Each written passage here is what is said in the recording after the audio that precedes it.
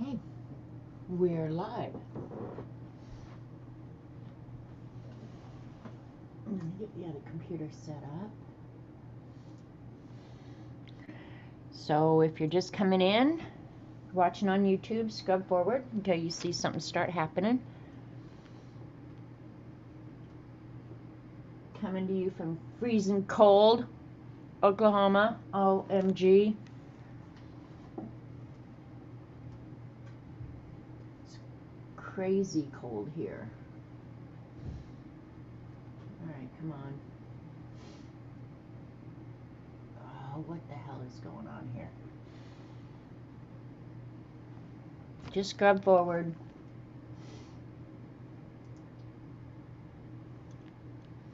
I know I have internet. It's just acting wonky right now. Because it's freezing its butt off. I don't have chat on there either. What the heck?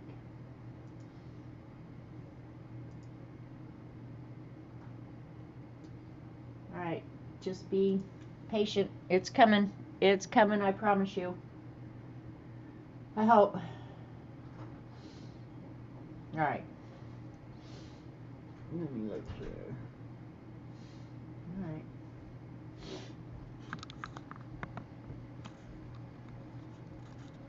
Adjust this camera a little bit. Alright. Alright, hi Nancy. This is crazy. Hi Joan. I'm gonna pop out chat so I can see what you guys are talking about. I don't know where you guys are in the world, but you don't want to be in the South right now. I promise you. We are just not prepared for this. I promise you. Alright, come on, live chat. There we go. Okay. We'll give people a chance to come in. Hit the thumbs up when you come in, if you will, please. It helps the algorithms. And if you're watching on YouTube, just scrub forward. We're just waiting for the live audience to get here. You are early birds. Plus, I don't know how long it takes from the time I go live on StreamYard for the notification on YouTube to go out. So, but I try and always start right at noon. Never early, never late. Hi, Kimberly. So today I think we're going to draw. I need a nice quiet day because otherwise I'm going to go cuckoo. Hi, Christy. All right, people are coming in. So, Kimberly, is it cold where you are? Because a lot of people in the South are getting really hit hard. Hi, other Kathy. Hi, Dabbler. I mean, we're literally at 1 degree right now. Hi, Terry. And I know I'm just whining, but I'm whining, and it's not gonna get better until like Friday. We got like, and it's been going on for days already. So yeah, I'm a little pissed off. Hi, Pamela. Okay, the notification just arrived. Okay, so it literally took about 4 minutes. It is way too cold. Tell me. Fortunately, we haven't had any pipes freeze or anything. 40s, but a lot of rain. Okay. Well, I could deal with that, I think, better than this. I think what gets to me is the gray skies. Like, I could deal with the cold and the snow, because Robert just went out and measured. We got about 5 inches of snow, which for a Colorado girl is not that big a damn deal. You live in Oklahoma also? My pipe's frozen our master bath with the heater on. See, that's what a lot of people are dealing with. God, I hope it wasn't bad, Barbara. Hi, by the way. The first day it got under freezing, a friend of Robert's called. Their well house heater had quit working, apparently. They weren't aware of it, and they had no water. So Robert had to go out, and the roads were icy and nasty, and I was a little hacked off about that. but he went over and got it fixed for him. But a lot of people are just having issues like that. If you have pipes on an outside wall, you've got to leave your cupboard doors open or something. Yeah, I'll take rain over snow every day. But anyway, Robert just went out and measured, and we have about 5 inches right now, and it's still snowing. Fortunately, it's not heavy snow. If it was really heavy, then we'd probably have to be worrying about the electricity outages and stuff like that. But the wind's blowing, and it's powdery, so it's just blowing all over the place. And he might have measured a drift, honestly. That would be something Robert would do. He'd go find the biggest drift and measure that. I think we have more like 2-3 inches, but yeah, snow. I won't be out making a snowman, I promise you that. For real. Okay, so we'll get started. We got some peoples here now. You love snow? Ugh. You know, when I was younger, I didn't mind it so much, and I liked it for skiing. Now, skiing, you love the snow. In November, I was just praying for snow constantly. But after you stop skiing, because you wrecked all your body parts, then snow is just a big-ass hassle. Another thing we don't have, that most of you are probably going to laugh at, like, we don't have a snow shovel, I don't think. So I don't know if he's going to have to go out. I would just wait for the sun to come out. Like, let Mother Nature take care of it. Hi, Ashley. Hi, anybody I've missed. Hi, Kathy Arbor. You skied for the disabled British team. Yay, you. I used to be a volunteer for, disabled kids, and we would take busloads of them up, and I would ski with them. You haven't seen your lawn for 10 weeks now? Oh, Kathy. But just think, Kathy, when the sun comes out and everything thaws, you've got that beautiful garden to go out and work in. Hi, Bishop. Just lurking and freezing. I think we're all in the same boat. All of us. But yeah, that's what I keep telling myself is, we're at November 15th, or February 15th. In 1 month's time, I'll have flowers blooming. That's what keeps me from just sitting here cussing my head off. Okay, so I did do some art while I've been sitting here freezing. And I started this. I had the Shasta daisies all done.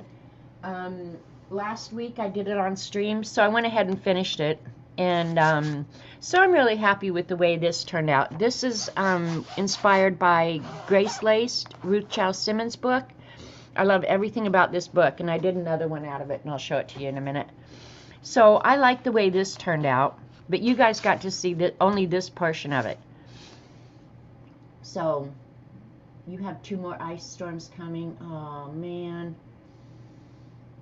You've been watching Gardener's World videos? I've been watching Thomas Sowell videos. At least if I can't do anything else, I can get smarter. And this was a paint-along with Kathy Arbor. And I didn't go get the traceable. But if you watch Kathy Arbor's last video, she does this in acrylic. And I thought, well, I'm going to do it in watercolor. It's... I think it would have been easier in acrylic, and I'm not an acrylic painter. Thank you, Terry. Hi, Karen. But this is in watercolor, and I didn't have the traceable, so I was just madly drawing while she was starting, and so my proportions got a little wonky, and I wish I'd straightened this up, but after you get started, you just got to go, because she's moving right along. And I didn't have, of course, the colors that she had, so I was trying to come up with my own. But I'm pretty happy for doing it quickly, and I got most of it done while I was painting along with her until my back started hurting, and then it was like, oh, I'm going to finish this tomorrow. But this was really fun. So if you don't go to Kathy Arbor's channel, she's in chat, just search for Kathy Arbor on YouTube, and she does some great paint-alongs. And one thing I will say about this is I'm a very slow painter. I'm very methodical. I don't know. I have to think about everything. When you're painting along, you got to move. You got to move fast. So you don't have a chance really to dink around with things. And for me, that's good. It makes me just say, okay, that's good enough. Quit worrying about it. Move on to the next thing. But when you paint with Kathy, she gives you the colors, the brushes. She teaches you about brush technique and everything. I used all the same brush. I didn't go with any of that. But I wanted to show this because really, it will push you to your limits, and you might come out with something that's halfway fun. The background I did after it was all done. She had done it on, I think, a piece of patterned paper. But I just sponged this background with some watercolor. Actually, it was the Jane Davenport. And if you bought the Jane Davenport inks in a bottle, the liquid ones, use them. One of my colors, the pigment just went to hell, and it should have been blue and it was brown. So don't hoard your Jane Davenport inks because they do apparently go bad.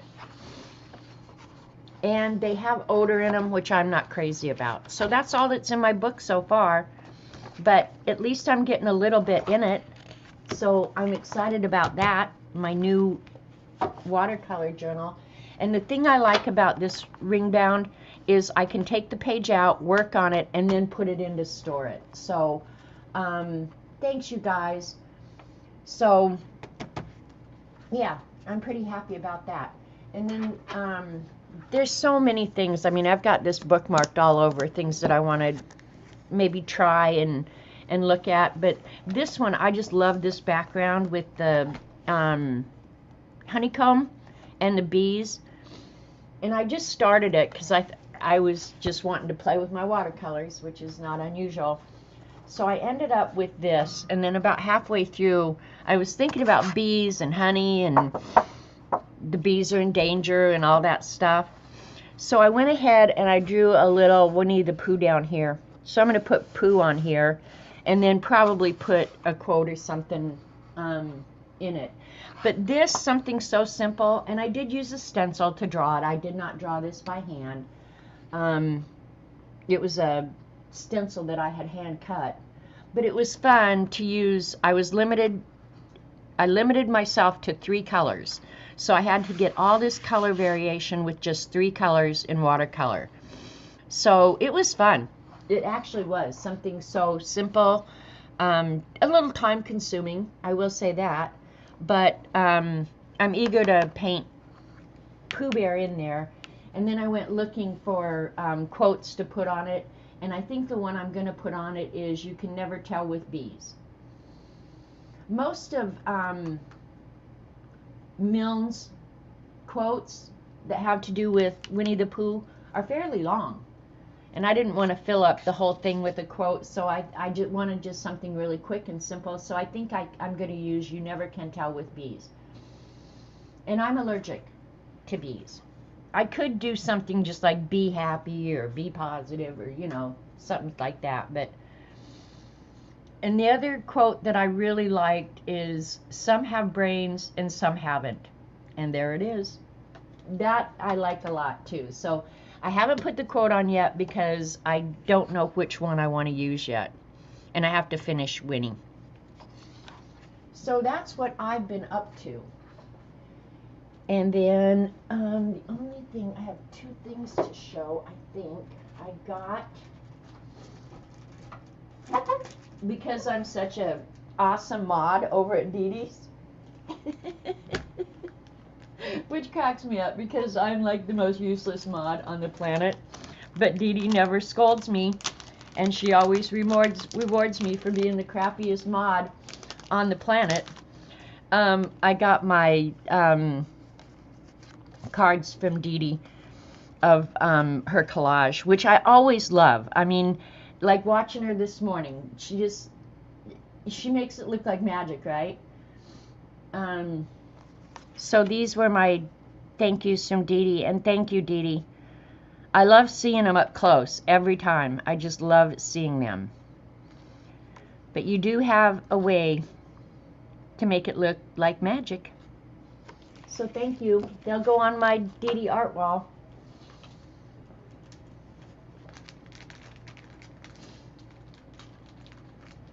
Hey, Artie Dar. And then out of the blue, I got a package of stuff from Tanya McGuire. Little baby calendar, which I will put in now that I'm showing you guys. I can put this in here because I'll use it in my scavenger hunt. And then she sent me painty papers that she had made. She thanked me for doing the scavenger hunt again, which I should be thanking you guys. You're all doing so well, and I love seeing your pictures. So I would say just keep up the good work. And I've got to remind you to, if you finish all 100 prompts, make sure you notify me some way. Either leave a message on a video, send me a PM on Twitter, whatever you want, or a DM. Hi, Michelle. And she said she made the zines in one of her live streams, so for the hunt, and so she wanted me to have one. And then she'll send a flip through when she's done. So these are her little zines. I'm going to show you. Sending you hugs, sending you wishes, sending you prayers, and butterfly kisses. Wing it. So I just love what people come up with. I mean, and we maybe, after the scavenger hunt is over, I think we should have another zine swap. Scavenger hunt 2021. Off I go to find my treasure.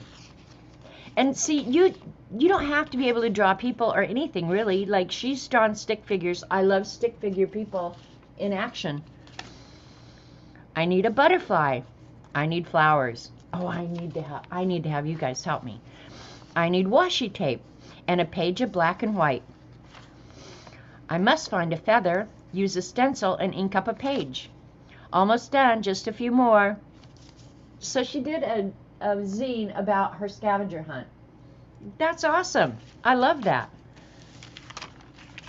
And then these are jelly prints. I can tell just by the way they are. So, but they're really pretty, and I'm going to try and use them in my scavenger hunt as well. So I got those. I think these are going to end up in my scavenger hunt. Well, okay, I'll put one in my scavenger hunt and one in my zine book. How about that? I think that's good. And then she sent me this card of, it looks like, I'm not sure if that's jelly print. I don't know. I love the things people come up with, though. Okay. And I did find some more stuff for my scavenger hunt. I don't think I've done any pages since last week. I'm pretty sure I did not. But I'll just save the stuff that I'm going to use. And I did finally get something to clean up. This is from the bird painting with Kathy, because I'd put the ink down on the table and I was just using the sponge in it, and so I had to clean it up, and then I just flicked the white paint on it. So this will be my my cleanup page. I've got to find a place for it. I finally took a shower and got a bar of soap. So let's see. I'm going to flip through real quick. I don't think, well, there might be new people here, so I'll just flip through real quick. You guys are probably sick of seeing it. Oh, I did add a food thing. Where is that painting, by the way?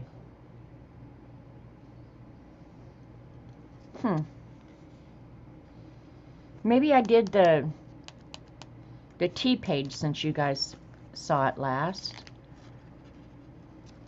You'd think I could remember. Okay, I did put the mini donut packaging in here. This is all my healthy food. Can you believe it? Cookies, a mint patty. No, that's hot cocoa. And Funyuns. Because how do you, like, if you eat a vegetable, you have no packaging. You know, right? So my food packaging is just junk. Here's the $sign. This is supposed to be a tip out. Why is it sticky? Okay, there you go. Words to the song back there. I did put some leaves in. I think I did that on stream last time. I don't remember. That's my nature. Tickets. Pets and animals. Color book.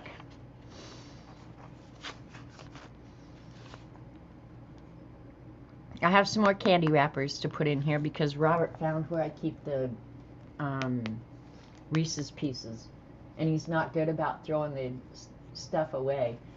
So I found some more of those that he left laying around. This is Zippy Fart and Glitter. This is actually one of my favorite pages. I like Zippy Fart and Glitter. I did that last week on stream. Okay, here's my breakfast, which this was really fun to paint. I think I hadn't done this before last week, but this was fun. And the whole painting didn't show on Instagram because it says Breakfast of Champions up there with my Sonic cup. Black and white page. Yeah. So next time you go to town, you can just pick it up. Okay. I wouldn't make a special trip for it, right? No, no. Okay. All right, here's all my Post-its.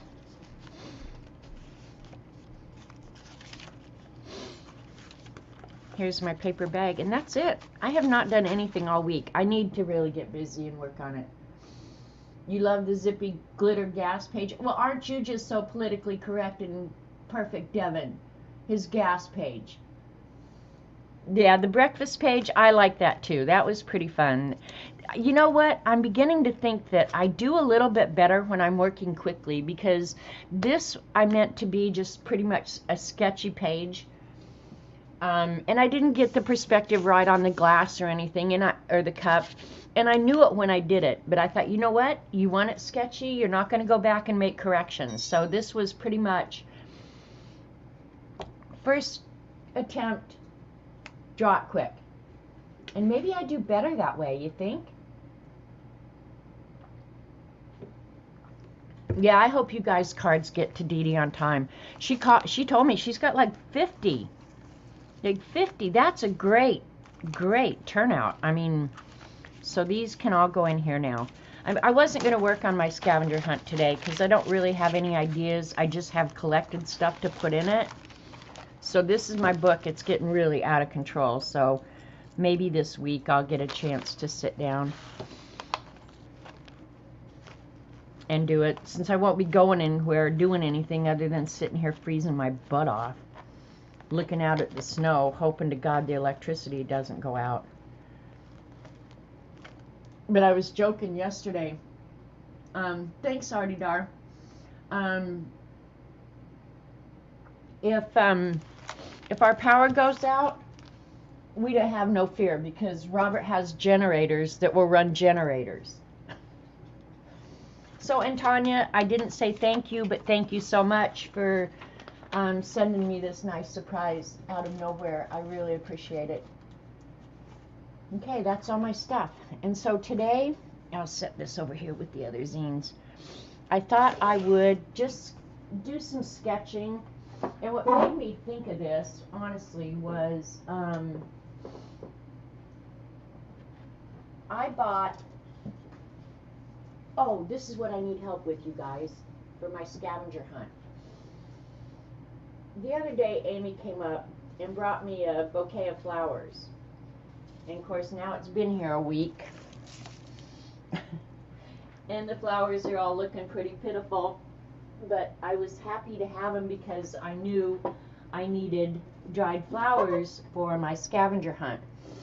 How would you guys put these in your scavenger hunt? What's the best way? Because I don't want them falling out all over the place, right? How would you guys affix them? The only thing I can think is, slapping them down, like smushing it like that, and slapping some packing tape over it. What do you guys think? That was one thing I wanted to tell you.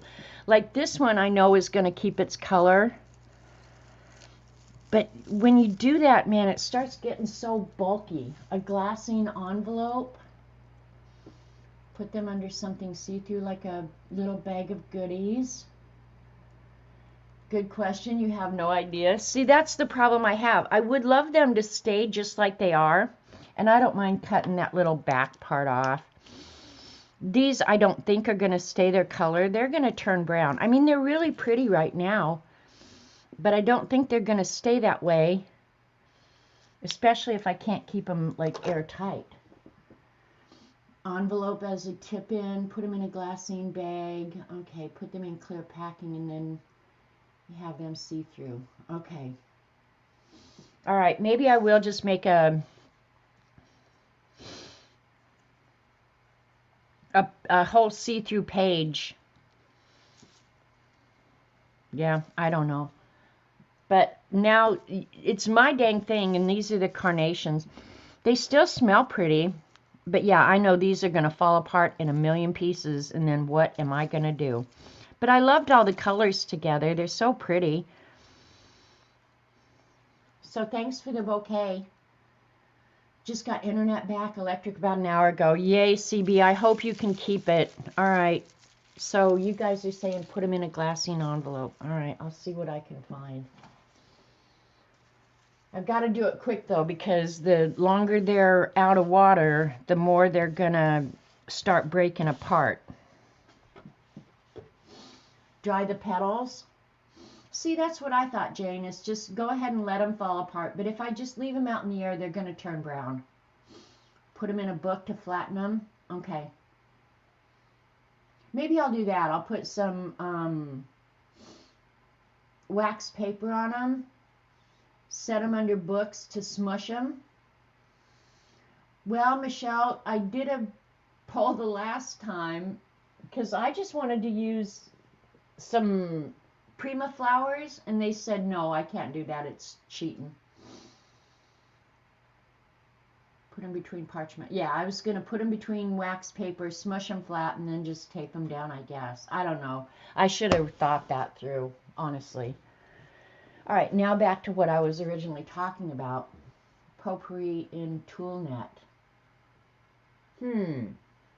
That's an idea, Artie Dar. And then I could hang it off the cover or something. Yeah, Joan, that's a good question. Have you heard anything about Dorothy? For those of you that don't know, Dorothy yesterday, Shauna Musin was good enough to put a tweet out that she had heard from Dorothy that she was at the hospital. They weren't sure what was wrong, but they were doing some heart tests. So keep Dorothy in your prayers. Put them through the embossing machine. Now you're talking, Kathy. I hadn't even thought that. Hi, Shauna. Thank you for putting that out on Twitter because I didn't know. She's still in the hospital but doing okay. They're so running tests. Most likely won't find out more until Friday. Okay, well, if you are a person who believes in the power of prayer, go ahead and keep Dorothy in your prayers. Pull the petals apart and glue yourself a mystery flower. Look at you guys. See, I knew the best thing to do was ask you guys. Okay.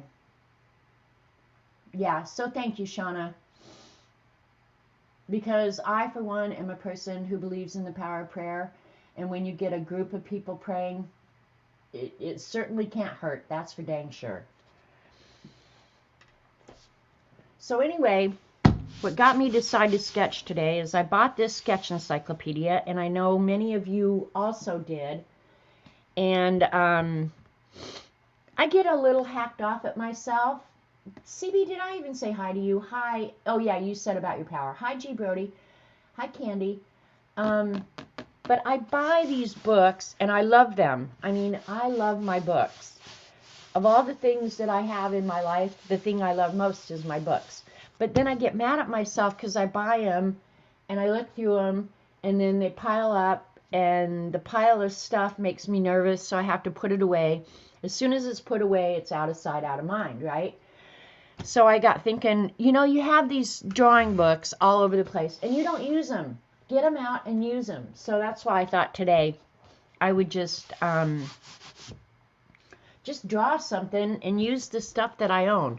So if you've not ever seen this drawing encyclopedia, and I'm not sure if I'm going to draw out of here or if what I'm going to do, it's really cool because it takes you step by step. How to draw, and what does it say? How many objects? Over 900 drawing projects. So if you can't find something in here to draw, there's really something wrong with you. There's cars, there's transportation. Let's see, there's categories. Food and drink. I did pretty good on the donuts, so if there's a donut in here, I didn't need it. But just for improving your skills, I don't think it matters what you draw as long as you just draw.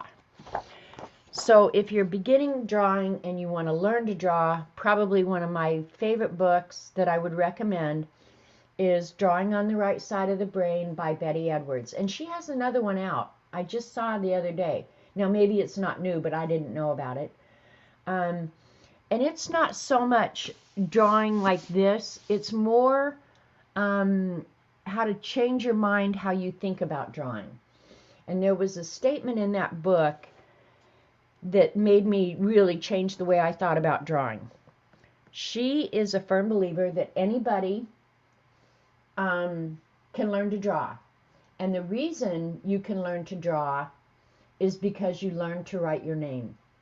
You learn to draw those letters in such a way that anybody looking at them can recognize them. And I thought, you know what, that's true. So if I could learn to draw an A, I can learn to draw a jellyfish.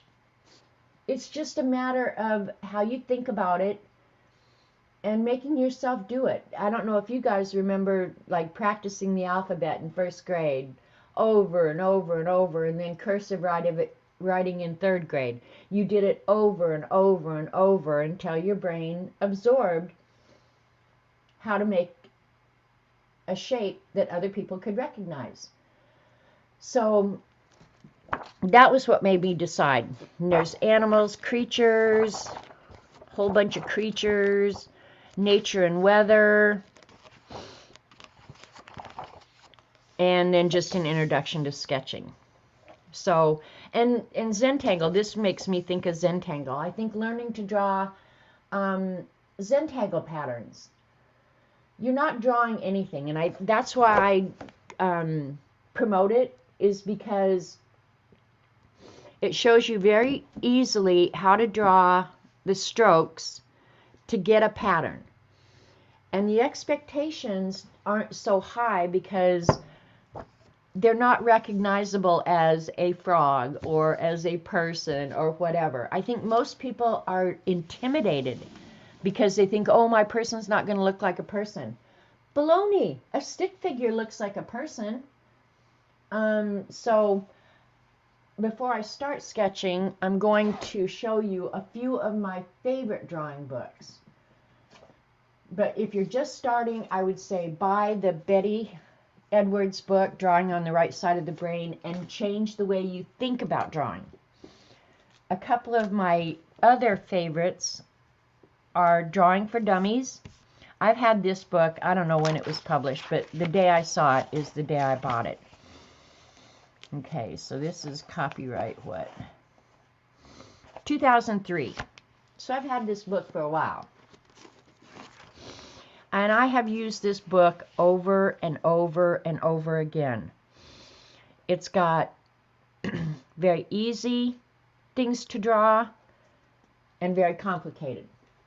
And it breaks it down into really easy lessons for you to draw by. So this is one of my very favorites. In fact, this guy is in this sketchbook. And it's not hard, you guys. Here he is. Well, I obviously have a different pose. And I drew that in 2018. But I've drawn tons out of this book. But she gives you good ideas about how to start the sketch, how to come up with a composition, because if you're drawing out of your head, you need a composition. So yeah, those are the things you can do. Here's planning a composition. So there's a lot of reading. You do have to read. I like her creatures that look like people but aren't really. And so if yours don't turn out like hers, it's okay. They're kind of cartoonish. I think I've got this guy somewhere. And this is just a sketchbook where I'll put anything in here. I really like this page. This one you can draw with about 5-year-olds when they know what a circle is. Hi, Jersey Crafter. And then just have them scribble out the hair so that they learn their pencil sketch direction makes a difference, and then draw the shading under the nose for them. And all of a sudden, they're just amazed at themselves that they did that. This is just shading a sphere. That's a good place to start drawing, is learning how to shade a sphere. I like graphite drawing, but this is good to do in black and white and color. Drawing a drop of water and getting the shading. When you can do stuff like that, there's literally nothing you can't draw. I've got to be looking at chat, Dee Dee, for them to see them. Hi, Gilly. Hi, Sharon. Anybody I missed? Sorry if I'm missing you guys. Okay, here's this guy. I didn't plan him too well on the paper because I went off the top. That's another thing. Plan your drawings better than I do. I always get them someplace where I don't want them. We'll just look through here. Here's another shading a cylinder to make it look three-dimensional. These are all really good exercises just to improve your skills. This one I'm a little disappointed, but you have to remember the paper you're drawing on is, can make a difference too. But the shading probably isn't as smooth as I'd like it.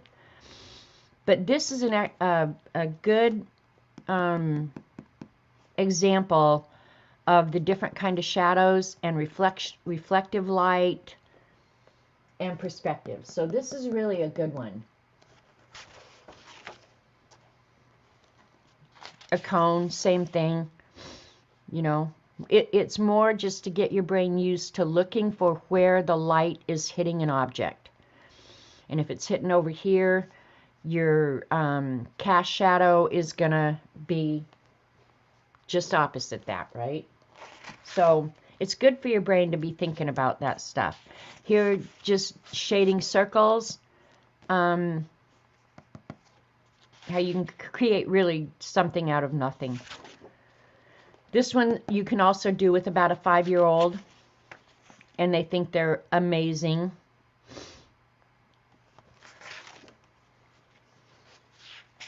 And I have a whole sketchbook of nothing but body parts. This was just an eye. I don't know why I did that, but it's not horrible. I think I could have done the light better on this one, where you guys can't see it, but where the light's hitting the eye and reflections.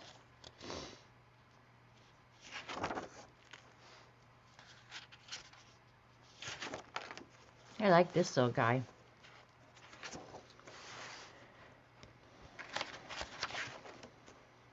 That's a Mary Engelbright greeting card, actually.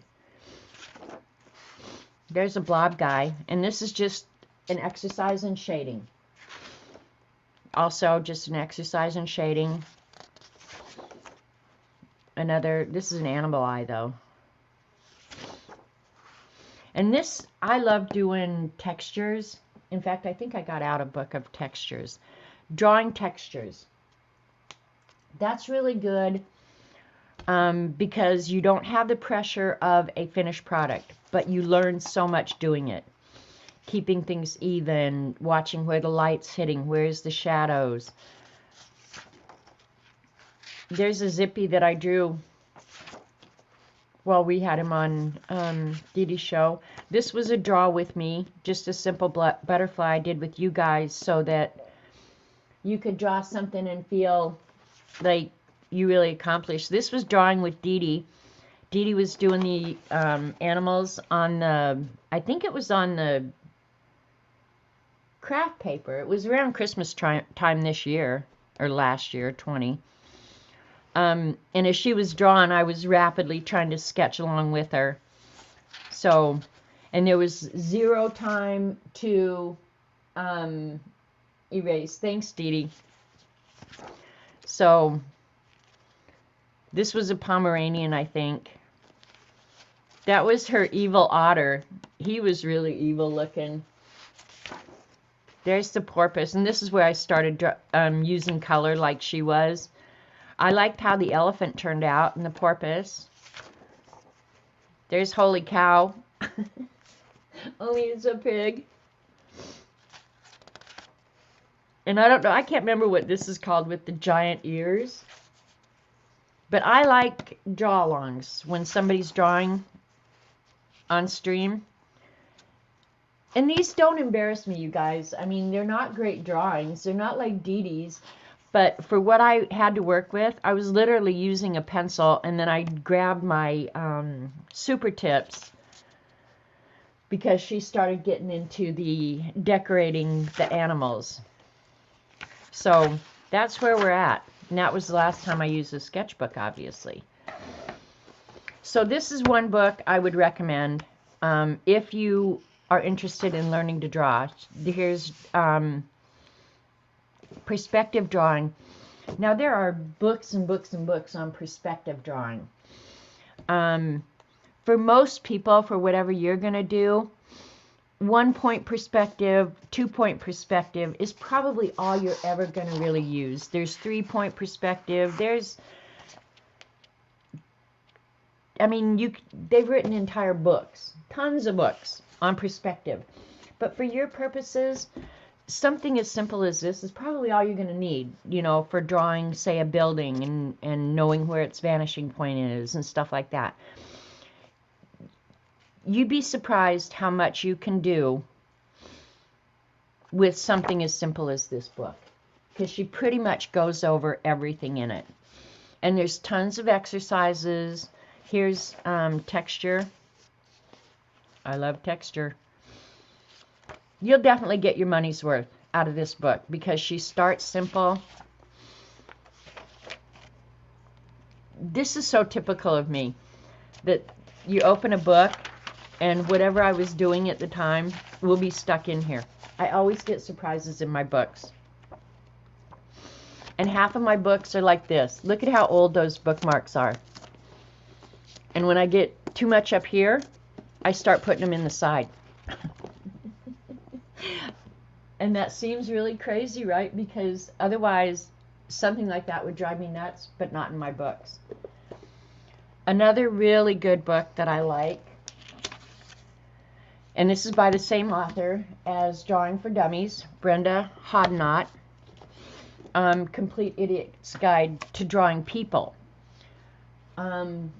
People, I think, is a whole separate... Thanks, G. Brody. Nettie Munson changed her name. What were you before?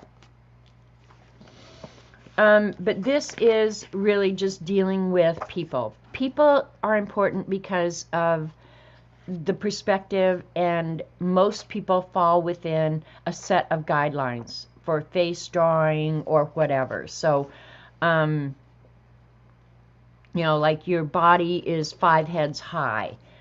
Your eyes are not in the upper part of your head. Your eyes are, in fact, at the center of your face. Stuff like that. So there's certain drawing tips. Look, there's my little baby feet. This is what I'm talking about. You'll open a book, and I'll have something stuck in there. Who knows why I was drawn. And look at what I did. I didn't put it correctly on the page so that the toe goes off the edge. I'm a real rocket scientist there. Naked people don't look. So if you want to learn people, this is, in my opinion, a great way to start, because she'll start you out with cartoon type faces, and then you move into real people faces so that you could actually draw somebody who looks like your model. You've been trying to draw more. Good, Galena. Hi, by the way.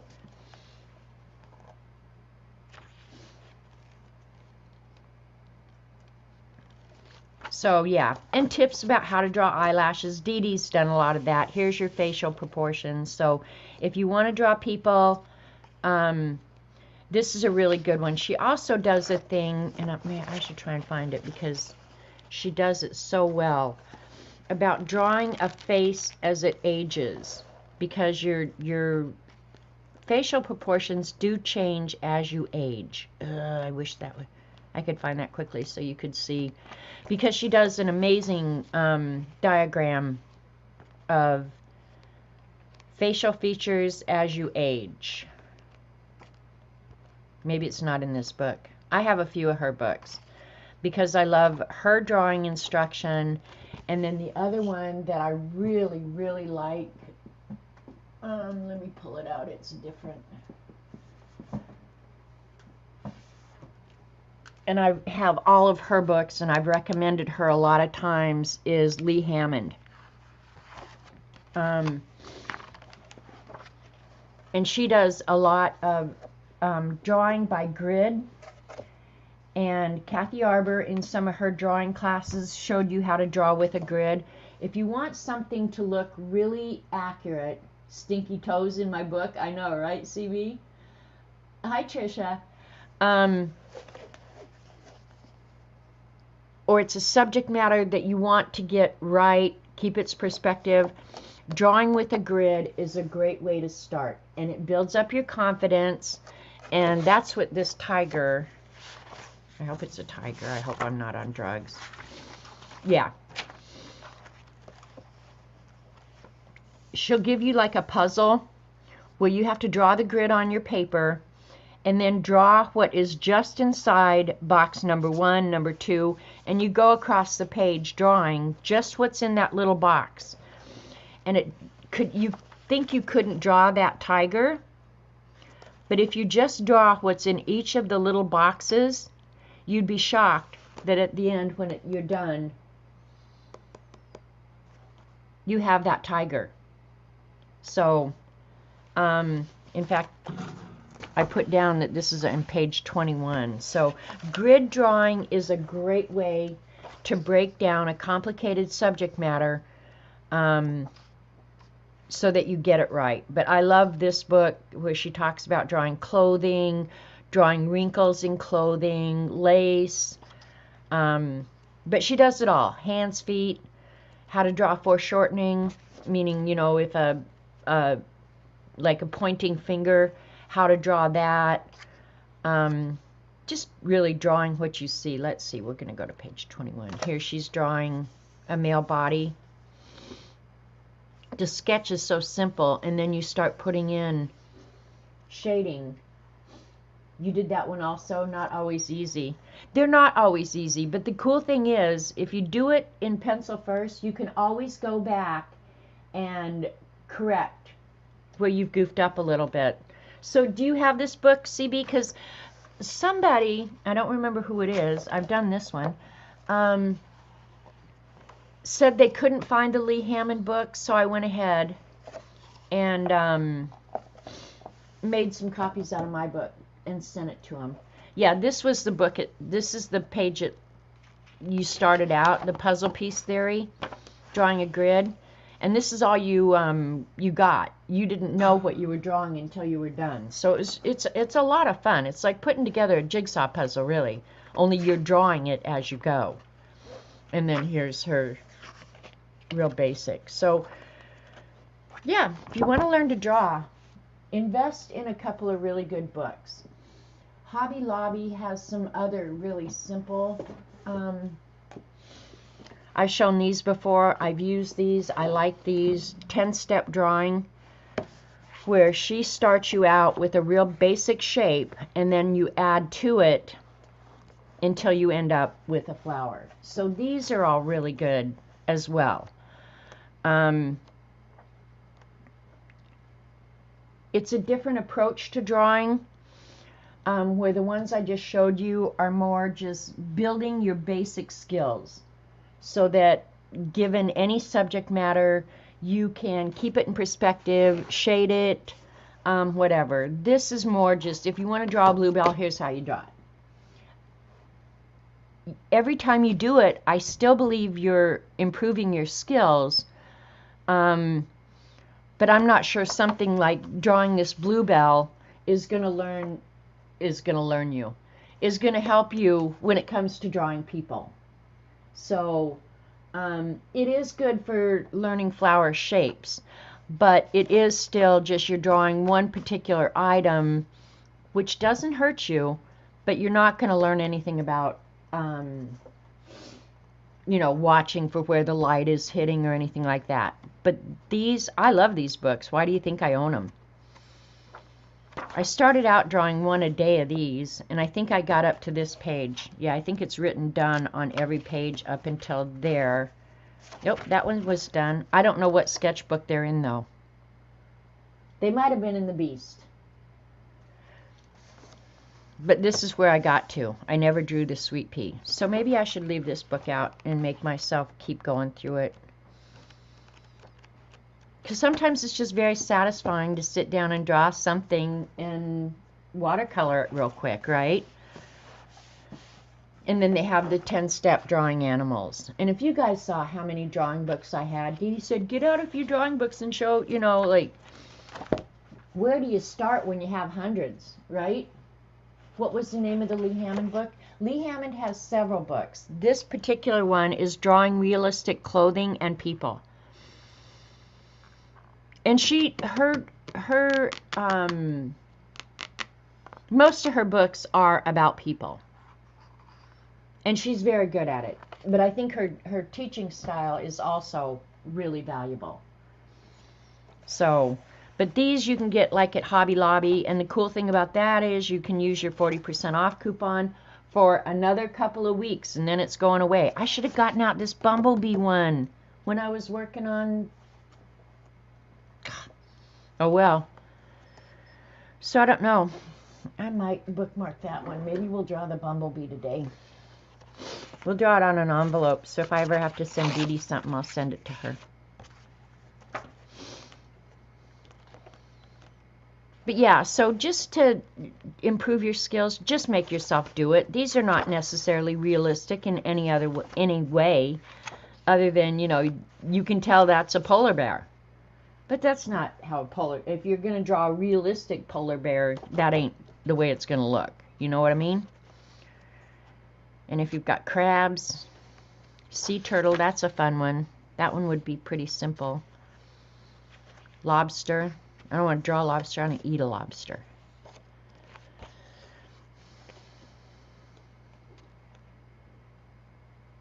I did this one. I might have drawn him on stream, I don't know. But see, he looks very complicated, but when you look at each of the individual steps, you guys could do that. It's really it's pretty simple. And then just slap it on. In fact, I might do, well, no, I already did him.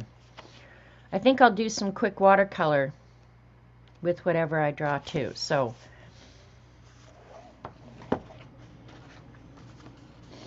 the animal book is, of course, I think they're all valuable because I own them, right? And then the other book I wanted to show you guys, Dee Dee has shown it a few times, is this Colorist Special Effects 4. And this, if you're going to work in color, I think these are pretty good books. I had to buy it because Dee Dee had it, and I want to be just like her when I grow up, so I had to buy it. But here, how to draw a pine cone. You think you couldn't do that, but when you look at it, you could. But she deals more with color on here. So it depends on whether or not you want to just improve your drawing, or if you want to do the coloring as well, because that I think is a whole nother set of lessons. Color and how to use color. That's why they have books on color theory, entire libraries on color theory. That should have been what I was eating the day I was eating the iced coffee and donuts. But that toast looks really looks like toast. And what the hell is that? That balsamic and olive oil. I was gonna say I would not eat that. Whatever it is, I'm not eating it.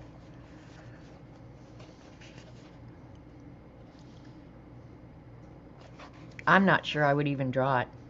But the toast looks fun. I actually wouldn't mind doing the toast. I may have to come back to that later. But this is also, and I have a couple of these. Dee Dee did this one on stream. Hers was really, really good. And I'm not sure that I've really done anything out of this book other than look through it and read it. And that's what frustrates me about myself, you know? Like this olive, anybody can do that olive. Like, look at this.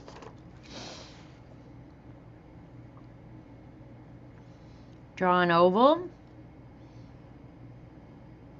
and a circle. You paint that green and red, and people would know that that's pimento and olives, right? So don't let yourself get overwhelmed. Start with what you can start with and work from there. I did do the candy corn, I'm sure. Maybe I didn't. Hell, I don't know. Dee Dee's are always great, right?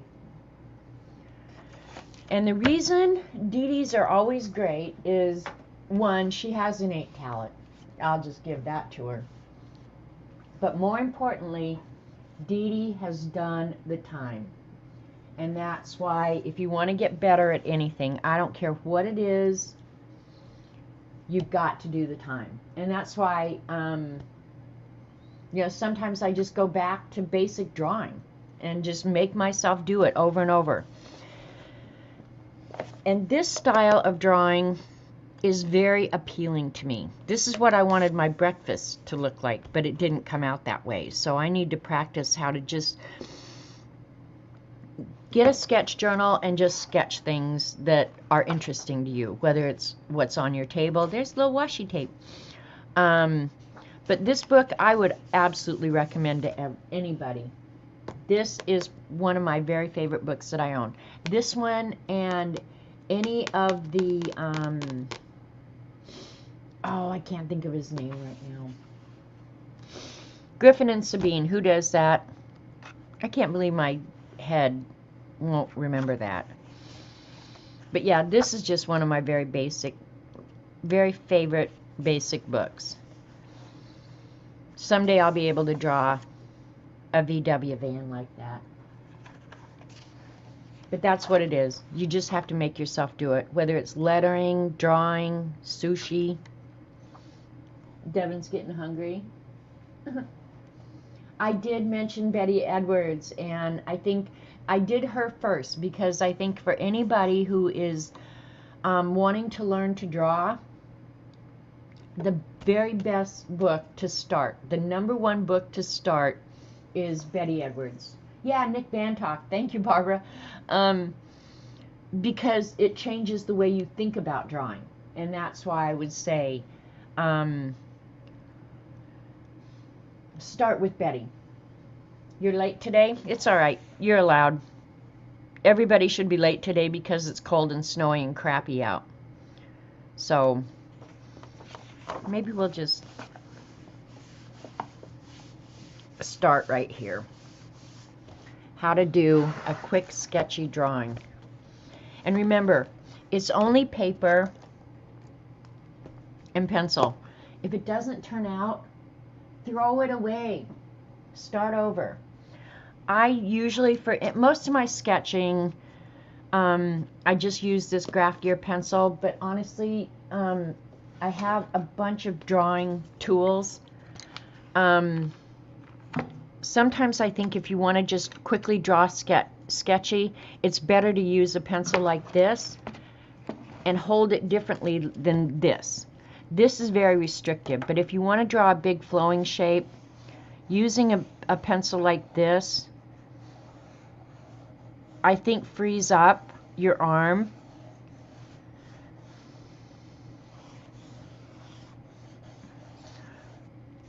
And warming up when you're drawing, I think, is valuable. So get yourself some drawing tools. If you're going to shade with pencil, you definitely want a set of drawing pencils that have several lead hardness. I'm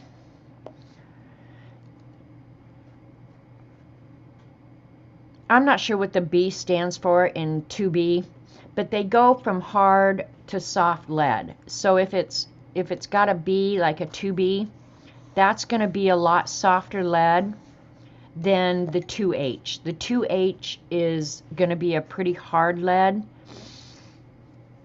The softer leads are a lot easier to smear to get shading really good. Exactly. Your art teacher said to use your arm and not your wrist so much. Yeah, and that's why in art class they typically start you out doing contour line drawings and stuff like that, where you're more concentrating with a shape rather than getting it so accurate. It's a whole different approach to drawing. So that's why I think having those kind of tools and making yourself use them is a good thing. So I would say if you're going to draw, get yourself at least a set. And they don't have to be expensive. They don't have to be expensive at all. A kneaded eraser is always really good because you can pick up graphite with it. You can shape it into the tiniest little nib here to get just a little bit eraser off. So this is for 69 cents. Devin, did you ever get one, by the way? Because if you haven't, I'm mailing you one. I swear to God.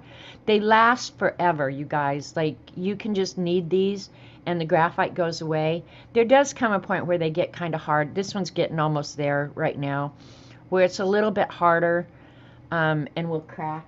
So B is soft, but not sure why they call it B. See, that's what I think too. I think it's black. You did? Okay, good. Because I was going to say, I'll mail you one. I don't care. They're cheap as hell. Might have to mortgage my house for the postage, but the 69 cents? I would buy that for you. And then the other thing I would recommend if you're going to do graphite drawing is tortillons. Whether it's a paper stump, this is just a solid paper stump. Paper just rolled up, but it allows you to smear your graphite, and this is really valuable for shading.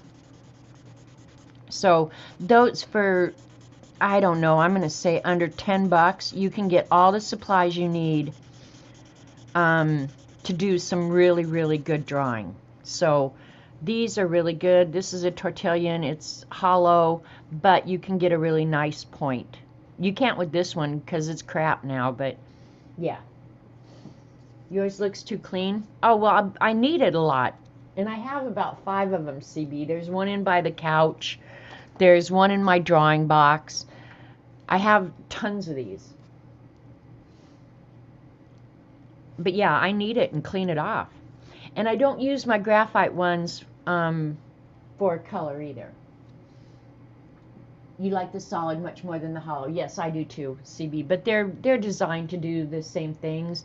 But I agree with you. I think the paper, they call them paper stumps, I think. These solid ones, I think, work better. They're just made out of cheaper paper or something. And you can make your own too. But yeah, I like the solid ones much better. But they're cheap tools. I mean, they're way cheap tools.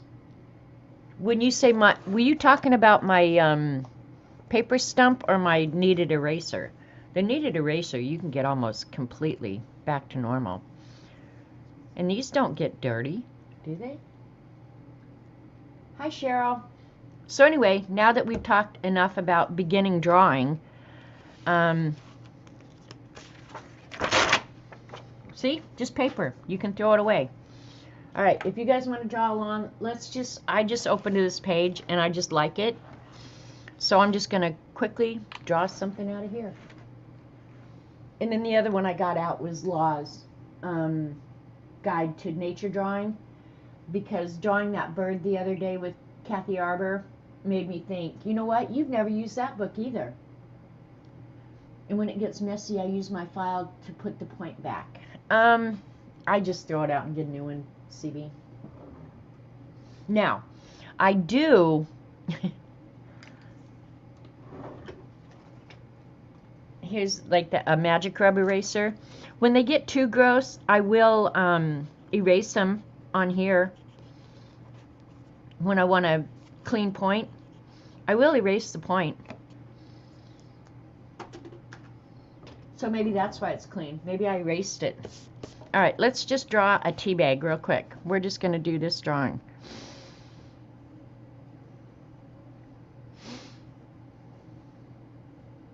And remember, they don't have to be excellent.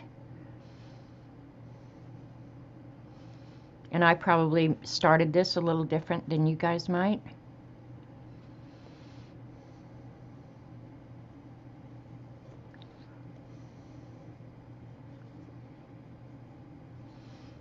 Crapola drawing, right? And this is sketching paper, but I'm going to watercolor it real quick anyway.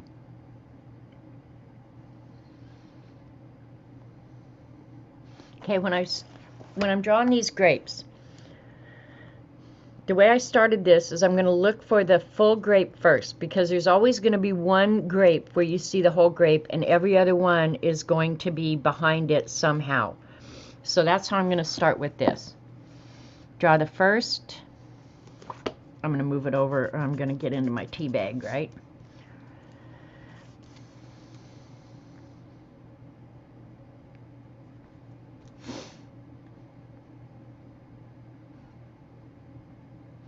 And I am kind of testing myself to see if I can make mine much like hers, right? Oops, that one's too big. Don't be afraid to erase either. That's why God made erasers. Oh, this was another eraser I was going to show you guys. One of my very favorite. Dee Dee uses a electric eraser I got a lot, and I've got 2 or 3 of those. But probably, other than this one, which is my very favorite eraser, this Tombow Mono Zero is my next favorite, because you can get down in really small spaces with it. But be careful, because they've come out with another one, and I did a really dumb thing. I went to buy replacement erasers for this, and I ended up with the square one. So be careful. I like the circle one. So then when I got the the square replacement erasers, I had to go back and buy the square eraser holder. Rather than return it, I just bought the, yeah.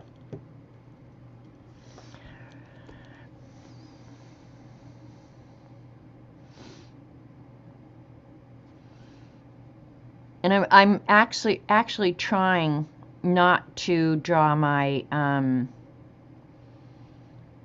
circles perfect. If you want a perfect circle, I'm the first one to say, get a damn template. Don't try and draw anything perfect. A circle or a square. Buy the damn template.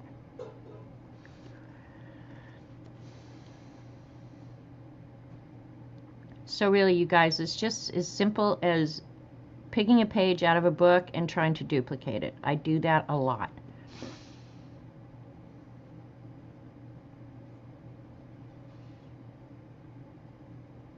Or just draw what's in front of you, like I did my breakfast. Those are 2 of the best, right, CB? Erasers are my friends. Yeah, don't ever feel like, and I'm not drawing dark, so I'm going to go ahead and bring you guys down so you can hopefully see what I'm doing a little better. All right, now the coffee cup, I'm going to sketch in here.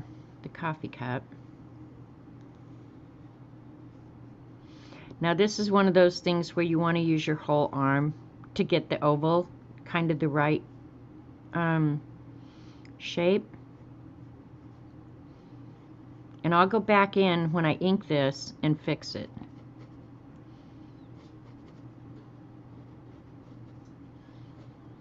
But I really feel like doing something simple like this is really, really good. I don't know if any of you watch Scott Adams, the Dilbert cartoon guy. He's gotten into political commentating, but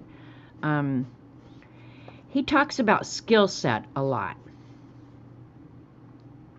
And I almost just use that term, is why I mention him, is because I think anytime you do something like this, you're just building on your skill set, because anything you learn here, you're going to transfer and use it other places. And if you want to be just overall a better artist generally, building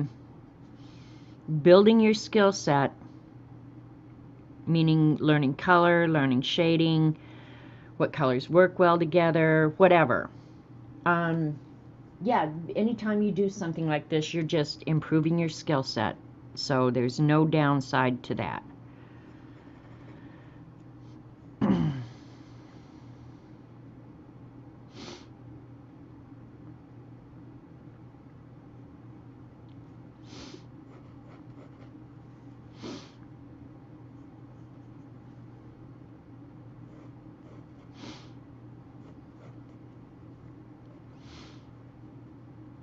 Honey on her spoon.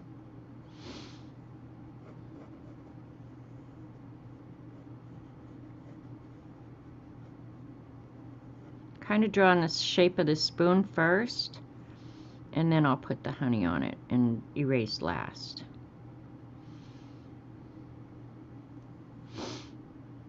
That's going to be fun because of the shading in it.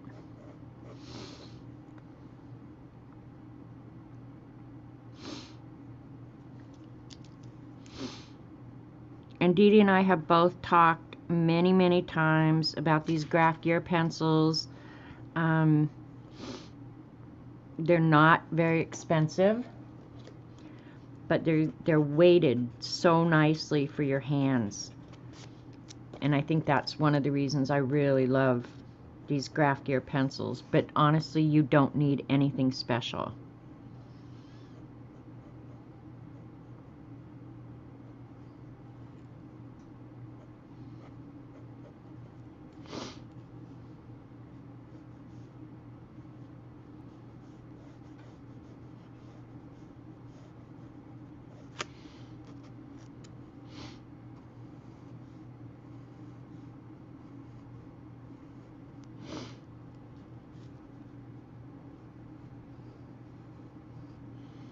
And I'm not grading myself as I go here. I'm just trying to get the basic shapes.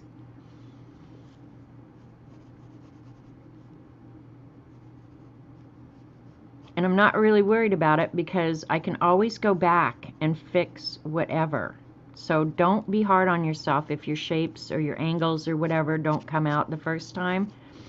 You'll get them.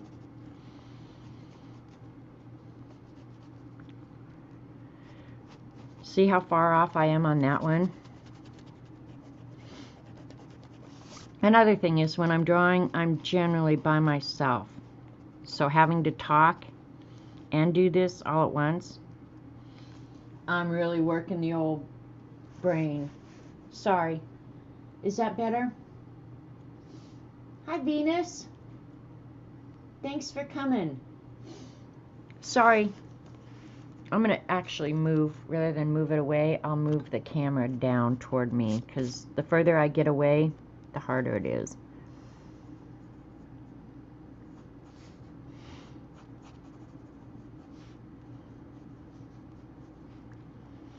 Alright, we got the lemon. The tissue, I'll show you the original here. That looks like a dog turd. I'm sorry. It's ginger, but it looks like a turd to me. The tissue is going to be kind of different, right? Hang on.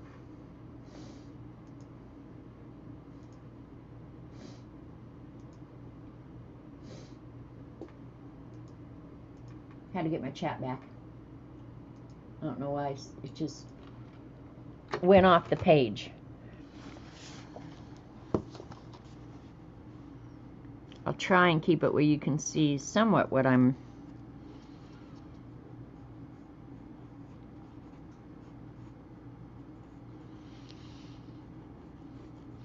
The tissue isn't going to matter that much because every tissue that's crumpled is going to look a little different, right?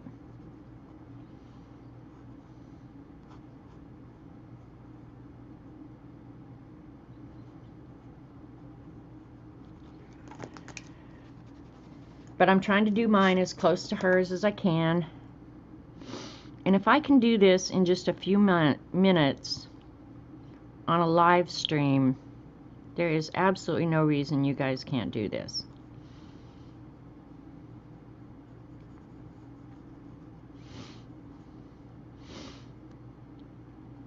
And that one hopefully will work out really good when we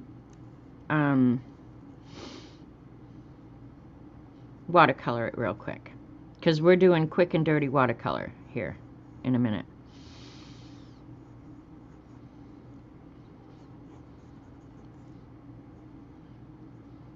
Why would you have a hunk of ginger laying around? Right? It is a bit turdish. See?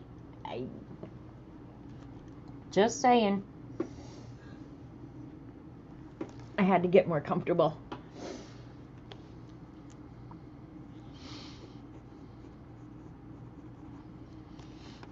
All right. And then we'll just go ahead and draw the upside down daisies here at the edge. In fact, I'm going to take some of the...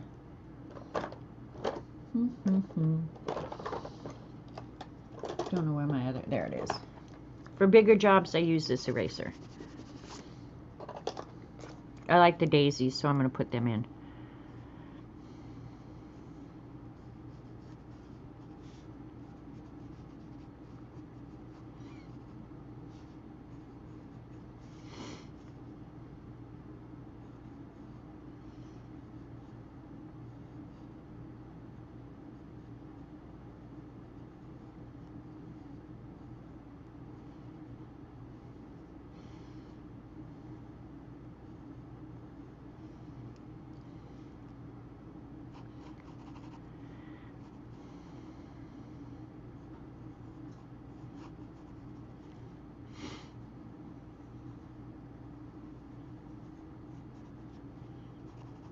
Okay, and I'll have that one going behind the tissue.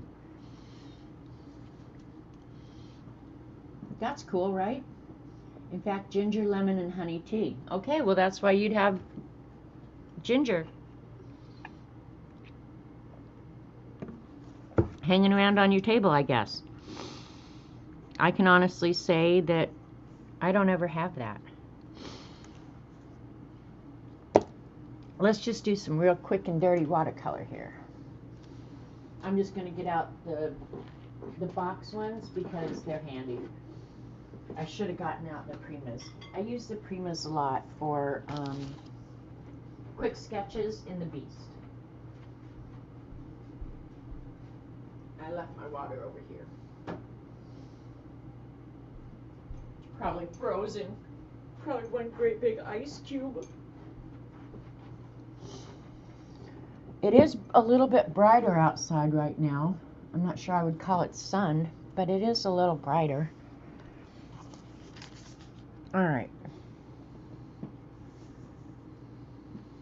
I hate going direct from the palette onto the paper, so I'll just use this plate. This is the plate I was using for the honeycomb. All right, so we want a nice purple. I think I'll use the ultraviolet deep.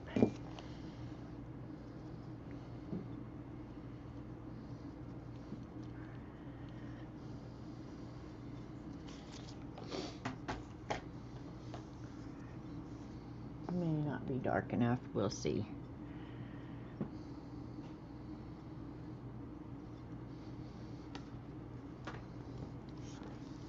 And this is not going to be the best paper for watercolor, but I think if you're just doing it in a daily journal or something, it doesn't really matter. Bye, G. Brody.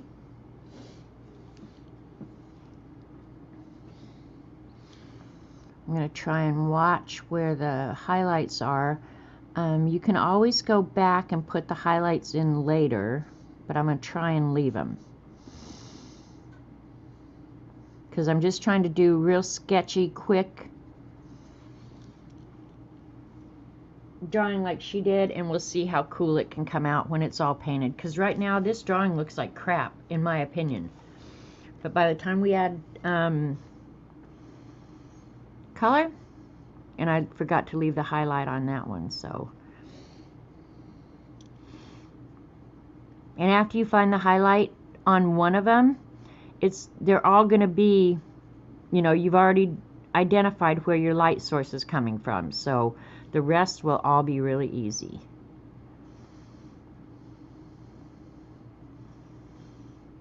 This will look like a great big purple blob.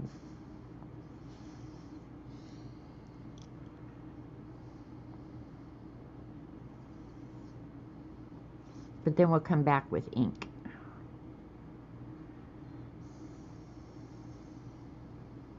Do any of you guys draw like this? Or try to? Just curious. We're just going to move on and come back and do all the detail later.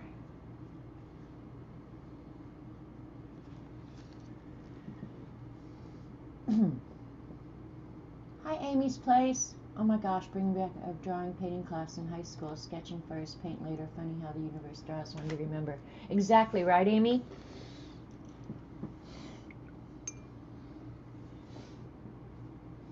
I think anytime you do something like this, it's just, see what happens when you go direct. It's just good skills. It all helps. Okay, I am going to put some gray out because I'm going to need some shadows here in a minute. I use neutral tint for most of my grays. Just add a bunch of water because it's so dark in the palette.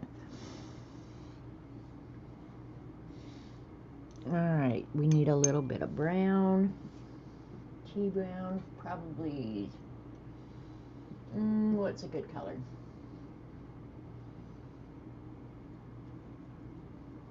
Probably a little bit of sepia, real light sepia.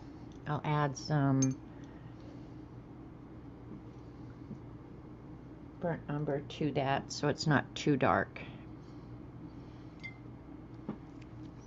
For our tea, I like this where I don't have to really think about it, just paint it in there.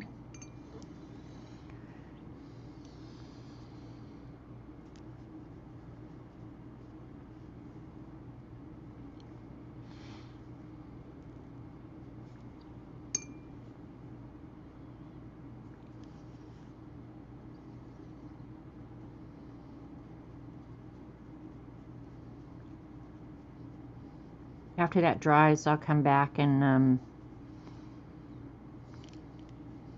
darken it maybe a little bit.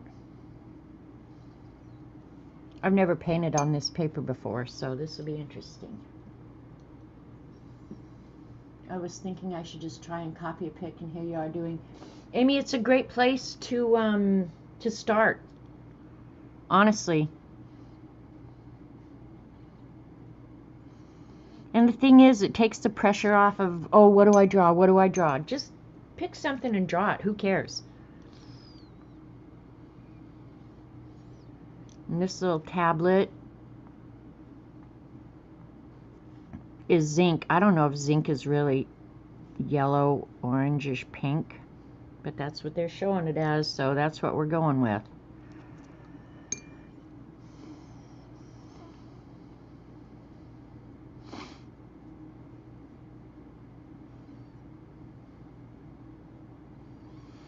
Be really careful where they meet because I don't want that.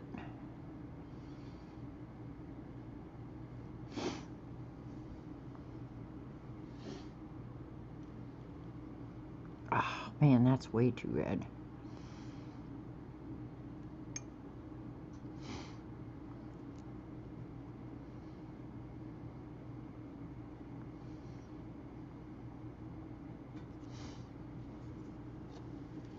I always have napkins sitting here.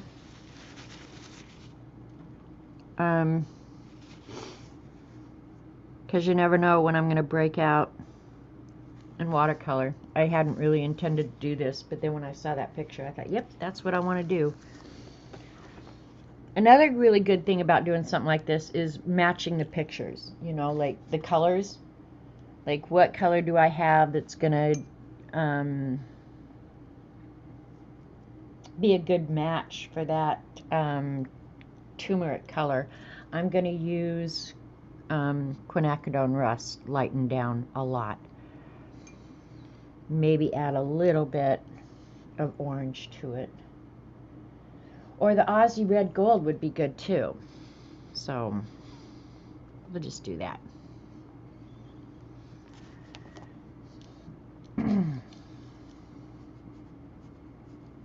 And I could have erased some of these lines first, but I'm going to ink it in. I don't really care if the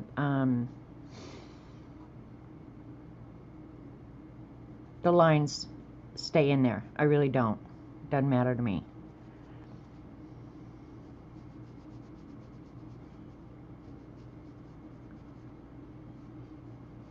And this book, Drawing Your Day, she's got some really fun pages in there to copy. So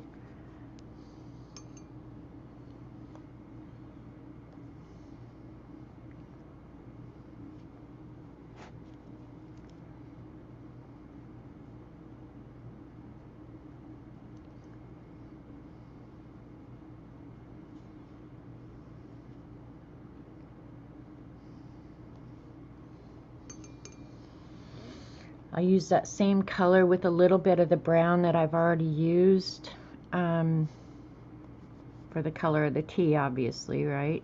Because this is tea, not coffee.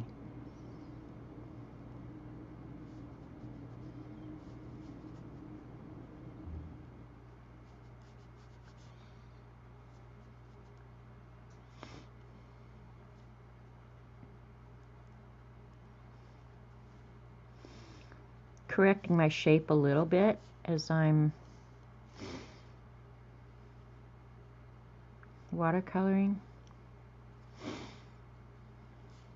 And I think this is really good practice. Because it's just playing. This is not a project. Alright,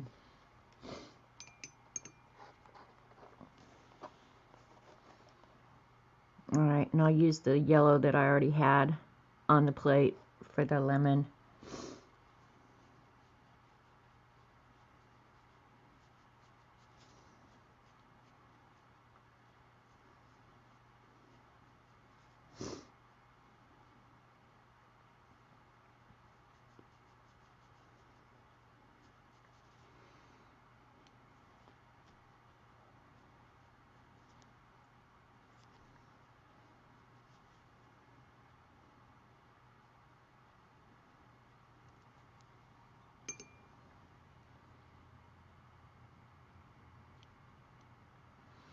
I'm not sure I want that color for the honey though, but it is almost the same.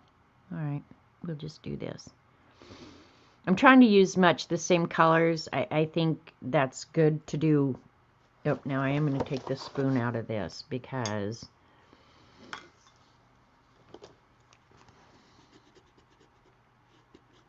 you just have to. The rest of them, I don't care if it's in there.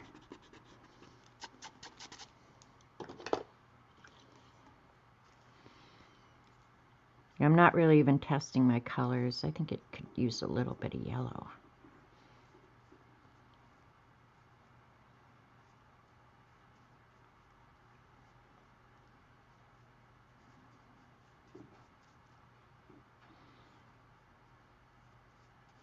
You can definitely tell this is not watercolor paper. But for quick sketches, who cares? So I'm not paying attention chat right now. Sorry, guys. I'm going to do the paint the turd next. Oops, I'll start with the lighter color.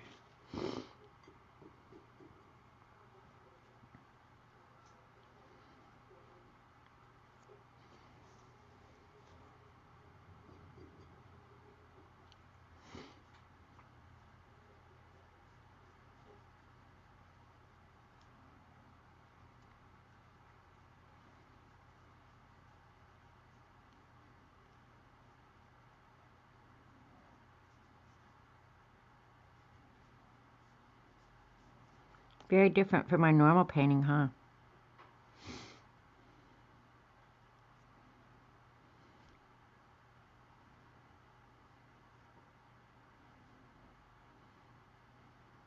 Can't believe that turd's going to be in there forever. I need to get out, I think I'll get out buff titanium for in there. And add, I'm going to clean that up too.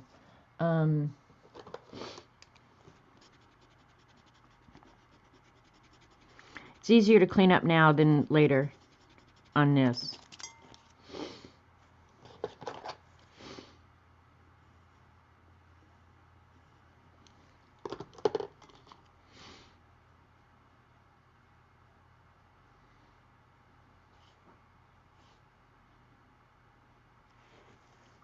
Okay.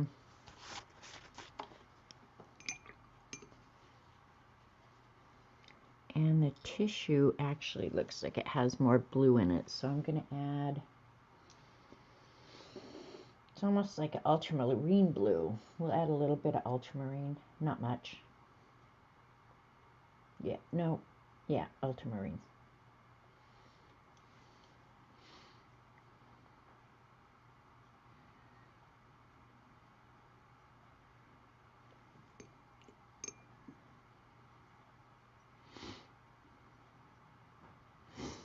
All right, this is going to be funky.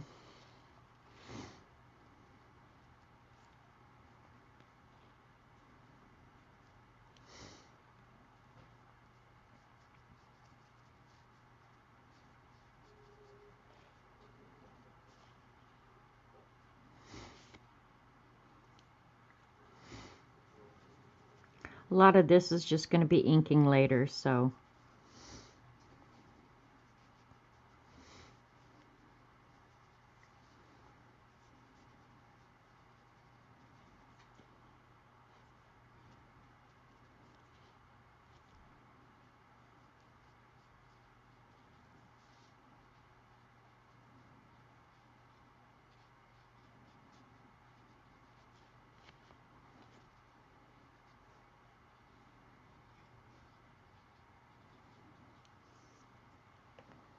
That leaves cool. Suits the sketchy look. Yeah, that's what I think too.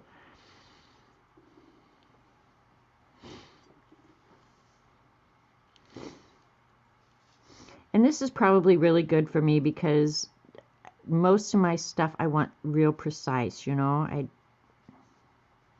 didn't clean my brush, so my yellow's a little dirty. Oh well.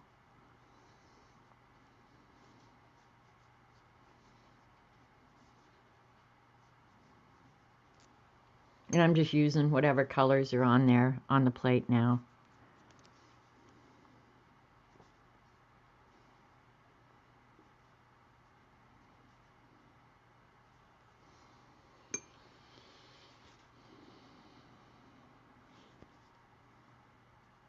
Now I'm just breaking a watercolor rule that if something's wet, don't go near it. But this paper is so absorbent. Let's see what green I want for the leaves. I think I'll use that crapola. Where did I get that Hooker's green? Nope, that's the wrong one. I really need to. Oh, this is the Master's Touch. No wonder it's crap green. I would not recommend Master's Touch paints, you guys. Just saying. But for this, I don't care. But yeah, their colors are crap.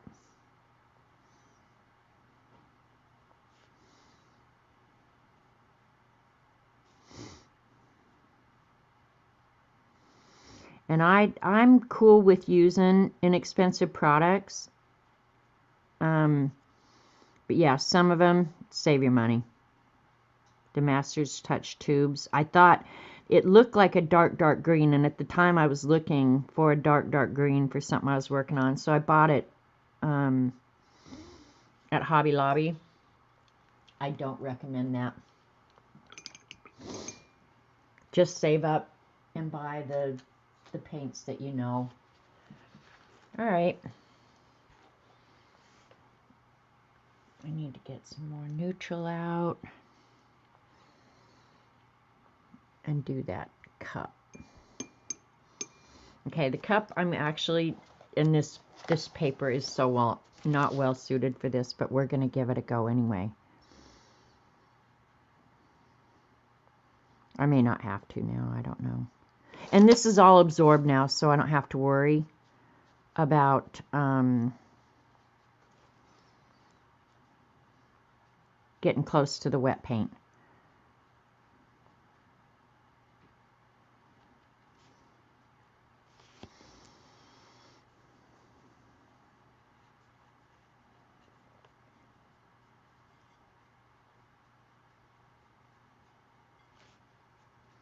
I have zero room here, too. While I've got the dark, I'm going to go ahead and do the spoon. It might be a little too dark.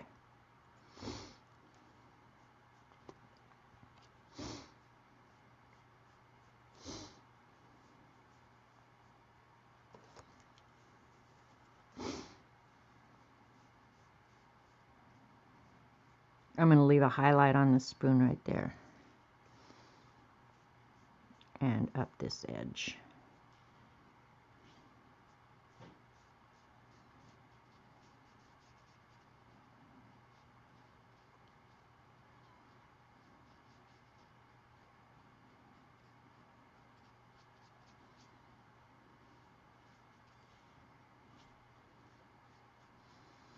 All right, what have I forgotten? Highlights on the handle.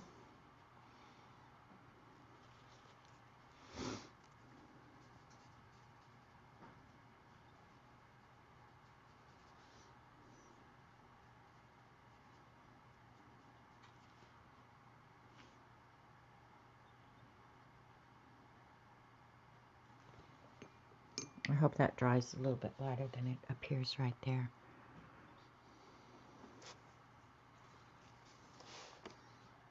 This is weird for me not to be testing my colors too.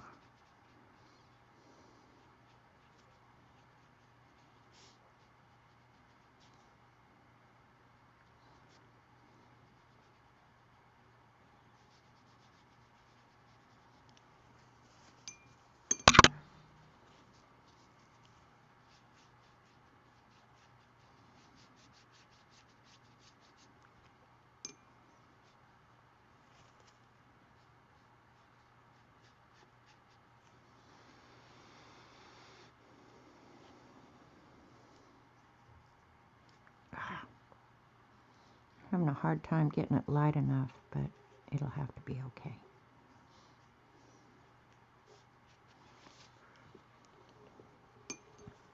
All right, I'm going to darken the grapes a little bit. Do turds have a highlight? Well, you know they do.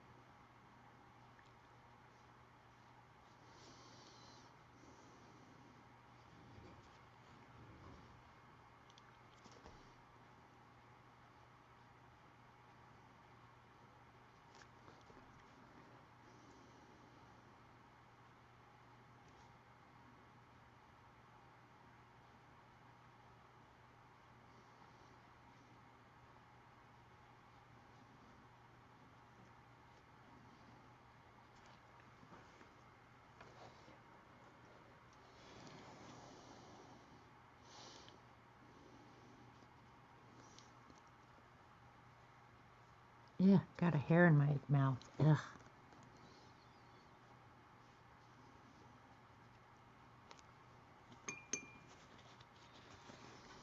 Now, because this paper is so ick, I'm going to try and smooth that out a little bit, but it's probably not going to work well. But we don't care. All right. I'm going to add, what color did I use for that turmeric? I used Quin Rust, I think.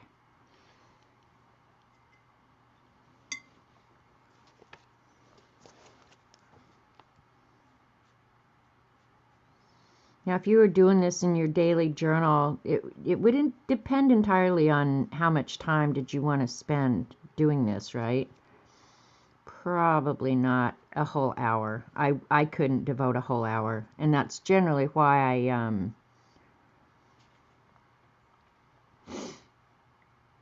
just do one quick sketch in the Beast, because I just can't devote the time.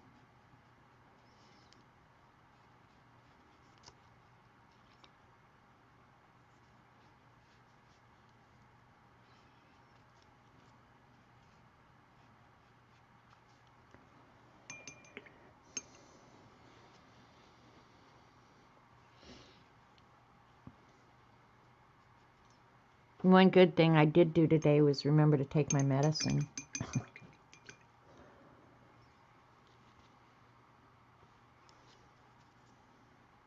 So I don't think I've been snuffing as much, have I?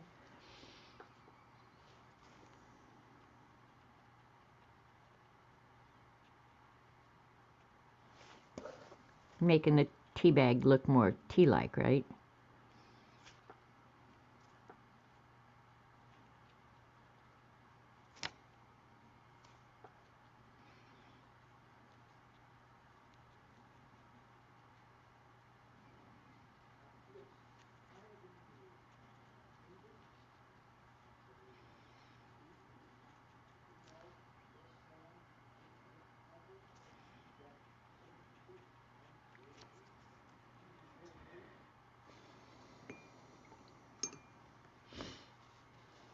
Okay, we're going to try and make this honey a little bit more richer.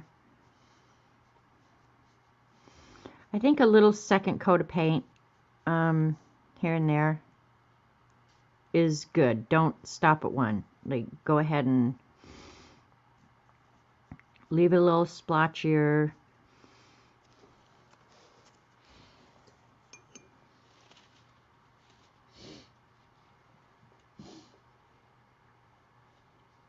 Good, Trisha. Do try. Why not? You know? Well, it's literally paper, you guys. If I don't like this, this is coming out of this journal and in the trash like faster than you can even imagine. But it doesn't change the fact that I had fun doing it. I probably will keep this and date it so I can come back later when I try it again, so I have a comparison, right?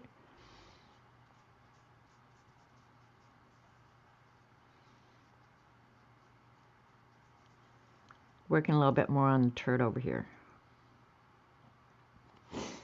That dark is just too dark.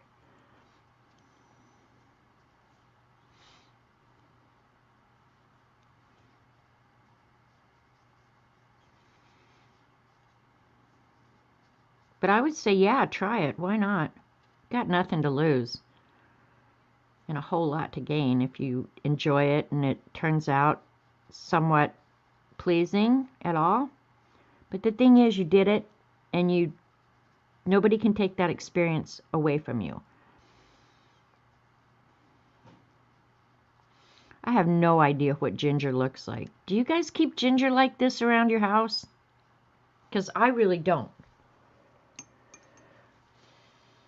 I kind of like the tissue, so I'm going to kind of leave it because I'll do the lines in that. Maybe I'll do just a little bit.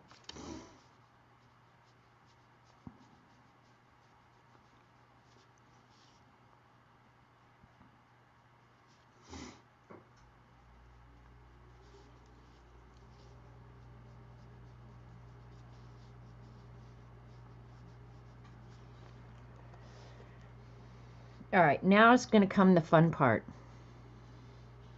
And I think I've got enough color on it. The purple could be deeper, but we're not going to worry about that. We're going. You hate ginger. Yeah, I'm not sure. I think the only time I ever had it, and you guys, I am not a sushi lover. I am not a sushi eater at all. But I think I tried it. I mean, and I think I did give it an honest try. I did not like sushi, and I tried the hot stuff, wasabi, with it, and some ginger. It was gross. I'm sorry. The whole thing was just gross. All right, I think the pen I'm going to sketch with, well, I'm going to try. I'm going to have to let this dry for a minute. But I'm going to try the sketch with the carbon ink pen. It's fountain pen. This is one of the, it's called a platinum carbon ink pen. You can leave this bad boy inked up for like ever. Like a lot of ink pens, you don't want to leave them inked up. This one, honestly, you can just ink it up. It's like iron. Like I might have to coach it or a little bit. Hopefully it's not going to make me a liar. But this is one of the most awesome pens for just keeping around sketching. I do have to coax it a little bit going in, and it's not loving this paper, but you don't have to clean this fountain pen constantly, which is good. You like California roll? California roll is just avocado, rice, and vegetables, isn't it? I don't know. Why not just order a hamburger? Like, honestly, I don't understand the whole sushi thing. Just order a hamburger and get it done with, right?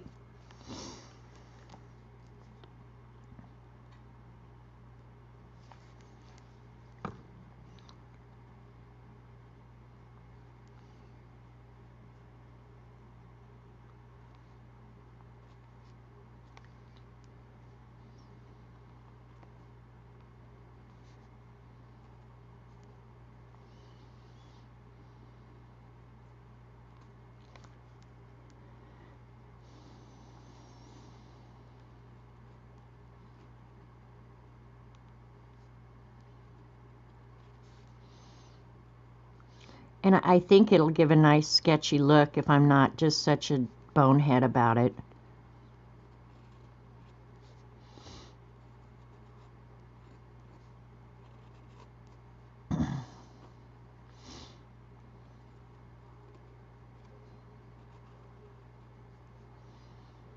But most fountain pens would not be agreeable to be doing this kind of sketching.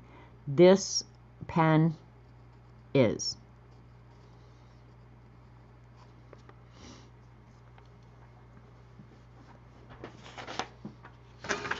And the carbon ink, carbon black ink, let me get it out here real quick. You get a big bottle like this. I probably had this, and I use this pen a lot. I mean a lot. I have used just like the most minimal amount. The cool thing about this ink that I like the best about it, waterproof. So I cook with it, but don't just eat it sliced. Ugh. Yeah, so that carbon ink, if you're looking for a fountain pen ink that's permanent, that will cause you little or no problems, and you don't have to use it in the carbon ink pen. I think Z sent me this pen, actually. I just don't think you can go wrong with it. But if you have the Noodler's Black, it's comparable to the Noodler's Black. So, when I found this, I just loved this ink. You can paint over it.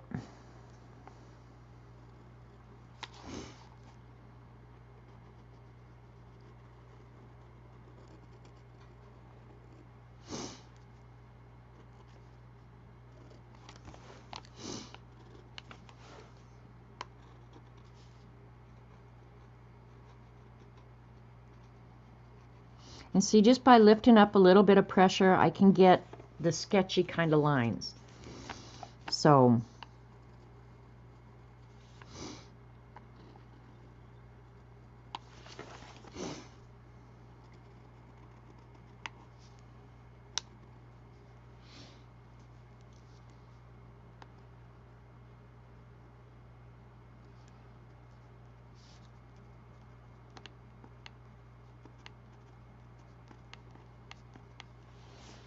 I'll have to go back and put some shading up there.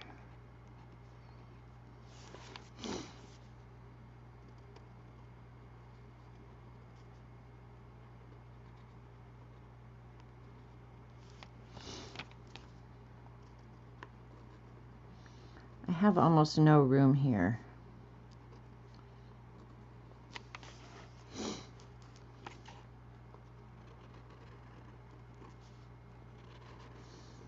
And any graphite lines that are left, I can go back in, except the ones I've watercolored over. But I can go back in and erase those, so those don't worry me. And I may not even bother. Who knows?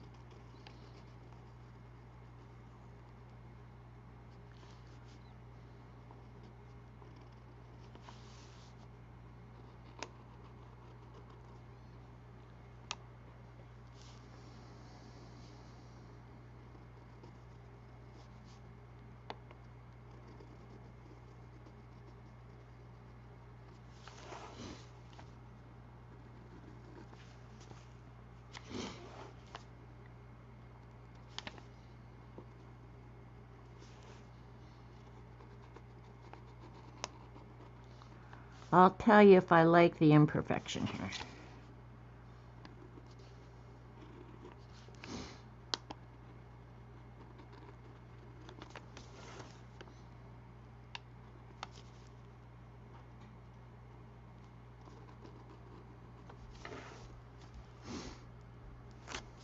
Do the spoon next.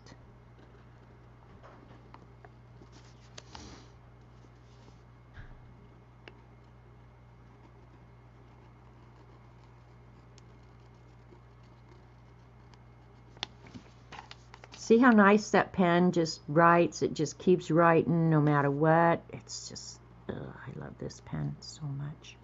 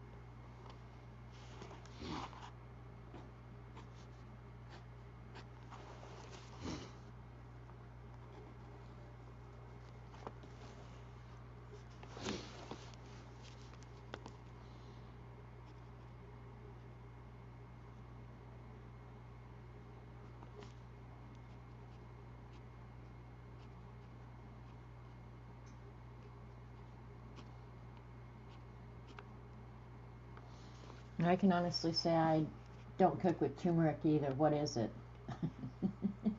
I'd have to look that up. What did we do before Google? I don't know. I never think of Google that I don't think of my friend Mary Applin. She used to be in the coffee club with Elaine and Mary and me. And she was honestly one of the funniest women you've ever met in your life. I love Mary and I miss Mary. We had 2 Marys in the coffee club. And Mary Applin was so funny. Not Mary Applin. God, my brain is so jacked today. Epler. Mary Epler. Mary Applin is my cousin.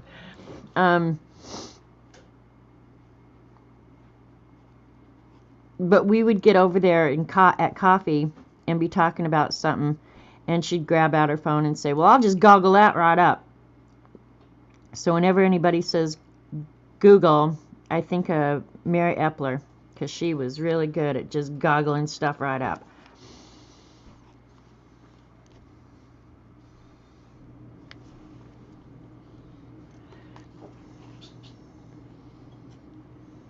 Not right now, honey. I'm still drinking this. Is there any left? Okay, go ahead and drink it, because if I want more, I'll just make it when I'm done. Okay. I was just going to get it for you. I didn't want one.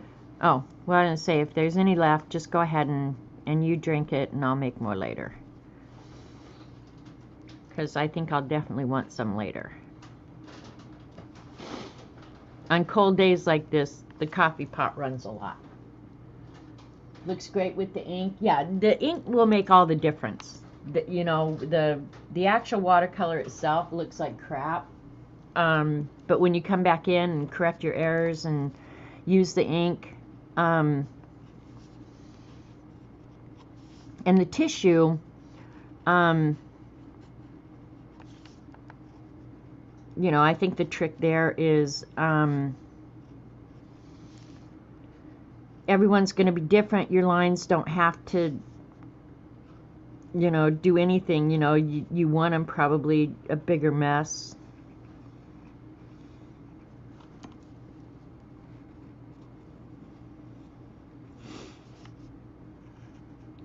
I hope you guys that are having this crapola weather like we are like Robert and I.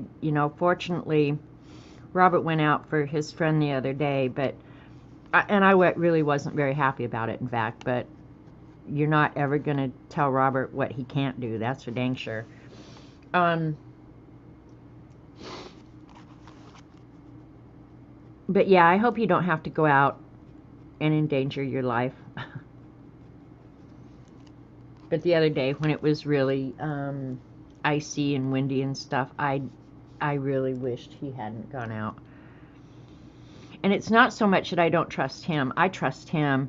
I don't trust these Okie drivers. Like, I could go out and drive in the snow. I think it would come back to me, like, immediately. But these Okies don't really drive so good in the snow, you guys. I'm not kidding. All right. I like the tissue. What kind of pen is that? This is the Platinum Carbon Ink pen. It's probably the only fountain pen that I found that I truly love drawing with. Tricia, Robert Vaughn is probably one of the nicest people on earth, and I'm so glad he left and went back down to his man cave. There is not a better person on earth than Robert Vaughn. He is just a good person. And if you ask him for a favor, there's absolutely nothing, I don't think, I've never heard him say no to anybody. Even when he's pissed, like we have a neighbor, and she's very maddening.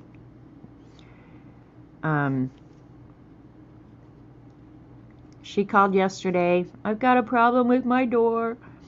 He ran over and fixed it for her. He's just, I don't know, he's got so many heaven points. Like, Peter's going to have the gates of heaven flown wide open for that boy, because he is just, honest to God, one of the nicest people I've ever met. And I don't even like to say nice. He's kind. I mean, he's caring. Yeah. He's almost too good for words. And I don't know how I got so dang lucky.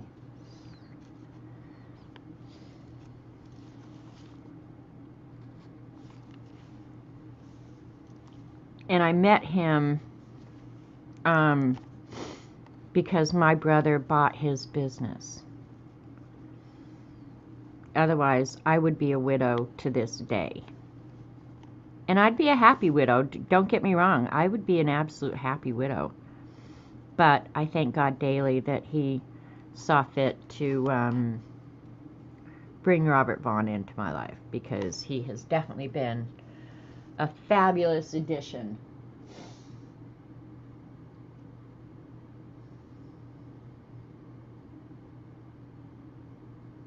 We have Egypts who insist on driving with Summers on over the mountain. Oh, yeah. They're everywhere, Jan. They're absolutely everywhere. And I think I've told this before, but I'll tell it again. I used to manage a warehouse in Denver for a Fortune 500 company that its headquarters was here in Tulsa, Oklahoma. And so those of us in the Denver branch, I never closed the office for crap weather, okay? If you were having trouble and you couldn't get in, that was fine. That was one thing. But you didn't have to sit around at home and wonder if the office was open today. If we had snow, the office was open today. Get your ass to work, right? And I used to drive quite a ways from Boulder into Denver on the crappiest weather you can ever imagine. But in Denver, we were suited for it, right? We'd lived through it our whole lives. And I just couldn't imagine when Tulsa would have bad weather, they would close down the plant if it was even in the forecast. I mean, they didn't even wait for the weather to get bad. Like, if it was in the forecast, they closed the plant down. And we used to sit out in Denver and just laugh our heads off at these idiots who couldn't figure out how to get to work because there was a little bit of snow on the ground, right? Well, then, and I didn't move here for work. I did work for them after I moved here, but I didn't move here for work. Then I moved here, and we had some snowy weather. I figured out in about 2.5 minutes why they had to close the plant when bad weather came. One, because they can't drive in it for crap.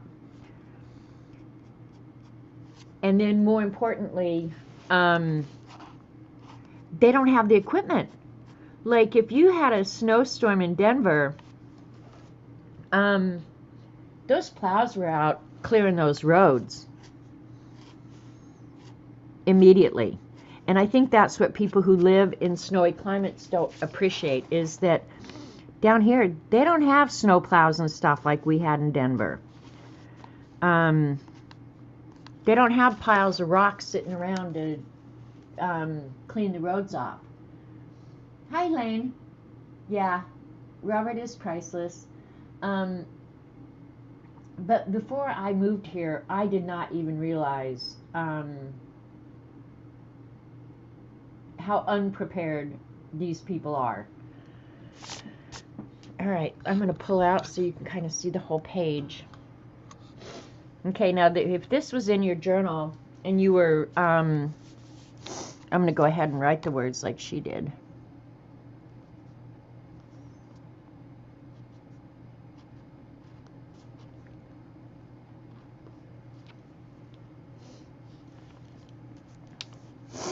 But anyway, yeah. So don't make fun of people in the South. They're truly ill-prepared.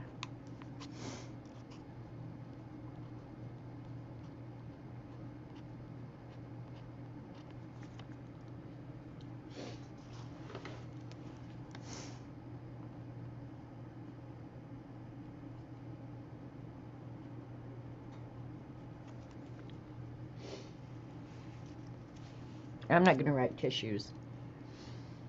I will write ginger so that people don't think this is a turd. I'll clean it up a little bit.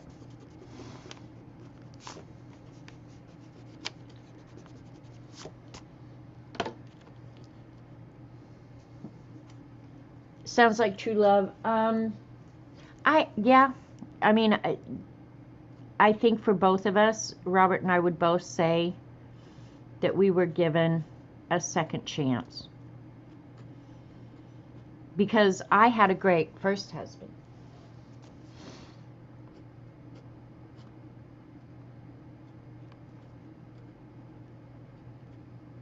That I loved with all my heart. But then God saw fit to give me a second chance. And I'm very, very appreciative of that. I'm not sure that mine is as good as hers, but I like it.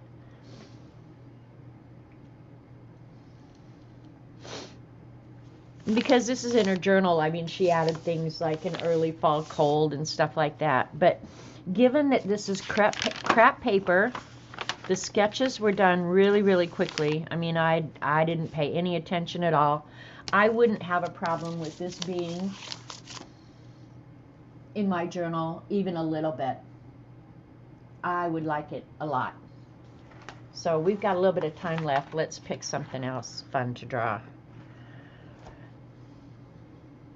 Oh, you know what we could do that would be fun?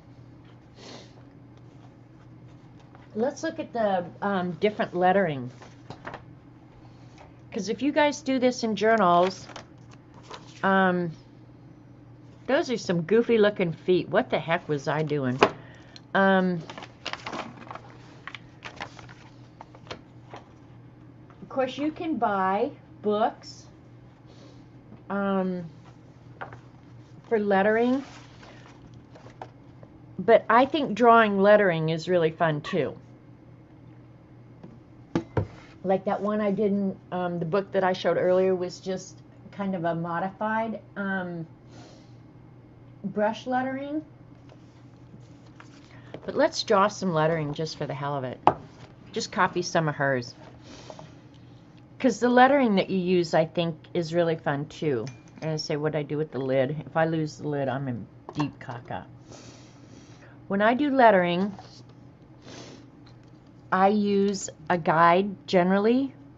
But one thing, I mean, she didn't sit down and just draw this randomly, you guys. So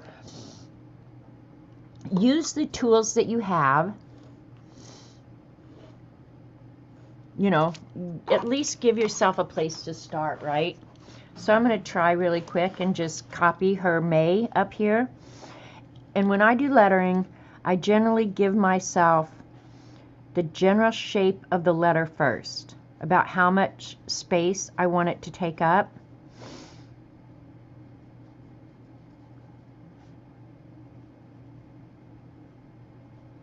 And then draw around that. So, like, draw a skeleton of the letter that you're gonna want to have, and see how she did the this leg of the M a little longer. I like that, so I'll go ahead and use that.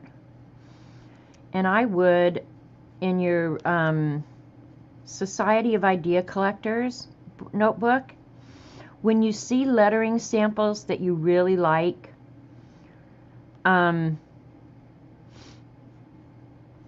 make note of them. So you keep them in your Society of Idea Collectors. I would have, well, I do have in mine, a section for lettering. So you don't have to recreate it every time. That you can go back and refer to lettering that you found along your journeys, whether it's reading or looking on the internet or whatever.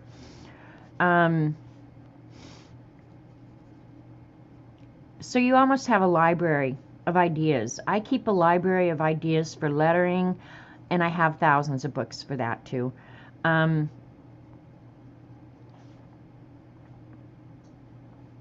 but I also keep a library of borders that I can draw quickly. So yeah, those are the kind of things, you know, I would keep a library of them.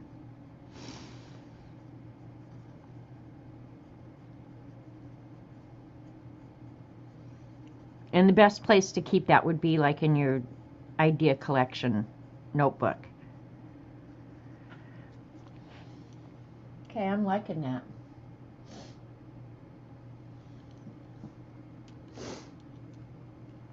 All right, this one I'm going to do backwards. I'm going to outline it before I paint it. And then I'll erase.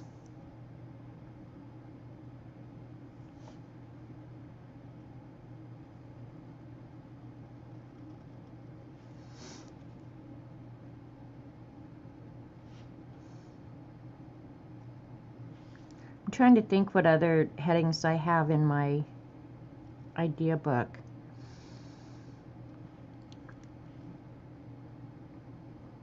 I do keep like a pattern and shape section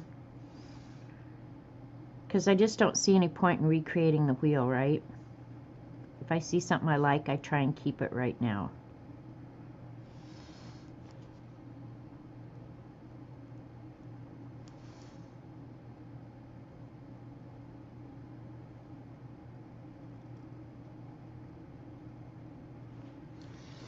Okay, and like on this lettering, they're using a combination of caps and lowercase. I like that style. But I think what makes this a little bit cohesive is the rounded corners. I wouldn't do straight edges and then curvy edges. So those are the kind of things that you're going to want to keep in mind when you're doing this.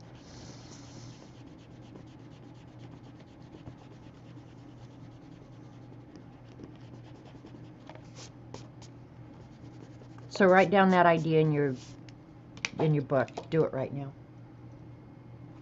I'm kidding. Oh, let's see what I do with my paintbrush and stuff. Duh. And I don't know, it looks like the author of this book was using watercolor. But you don't have to use watercolor. You can use your markers, colored pencil, just anything. But it appears to me as though she was using watercolor.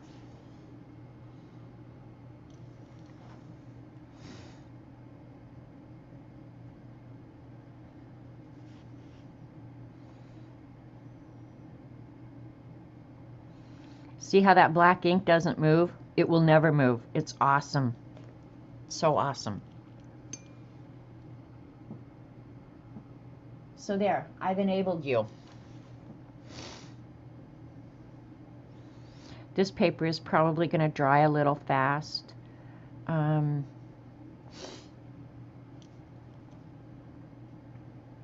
So I may not be able to get it to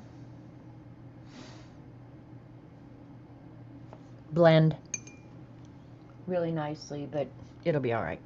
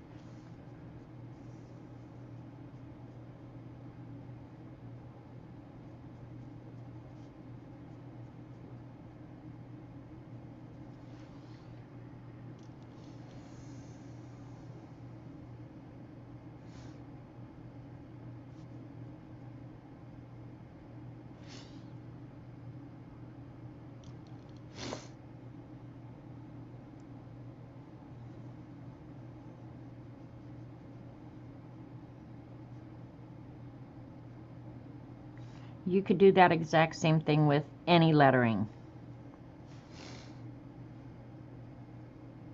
And I'm going to quickly, she didn't do it, but I'm going to quickly do it for you guys. It's something I like a lot and so easy to do.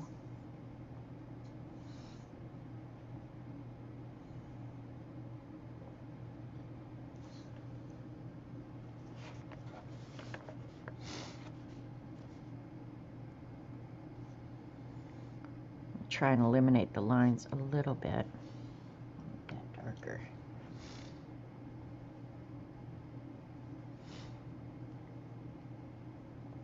I'm going to hit it with a heat gun real quick here.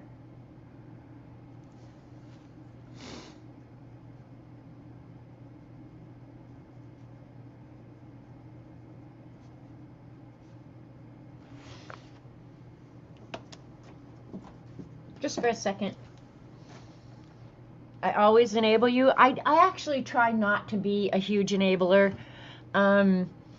If I had a choice between being an enabler and encouraging you to find new ways to use things you've already got, I'd rather be the find new ways to use what you've already got. But because, of course, I've invested a fair amount in the tools that I have, but I would say buy a few really good tools that you love. And when I say tools, I mean pens, rulers, paint brushes, whatever. Get a few that you really love and are worth having. And then ignore all the other baloney that you're not going to use anyway. That's just some free advice.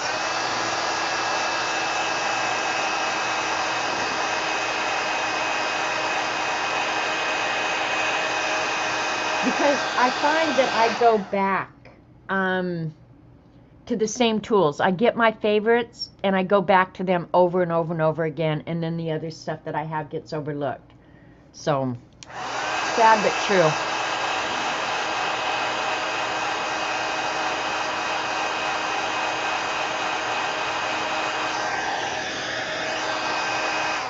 This paper is not great. It's really flattening out those colors, but it's okay.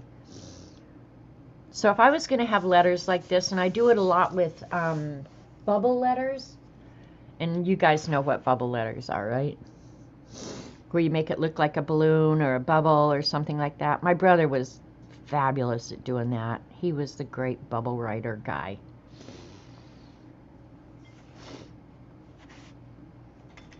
This is just to make it look three-dimensional. Pick a side. It doesn't matter which side. I'm going to pick the sun coming from the left, okay? So just quickly, to make it look three-dimensional, just give it a quick shadow.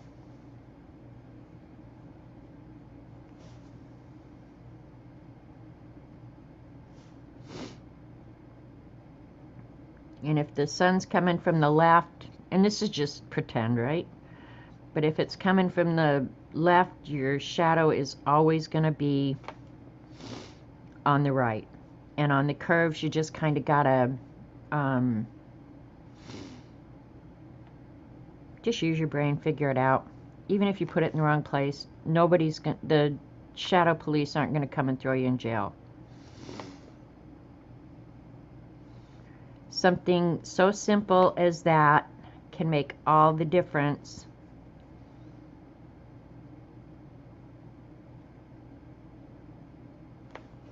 In your lettering. So you can't even hardly see it. But just that little thing will give it dimension that it didn't have before. I'm not sure how good you guys can see that. But see the shadow?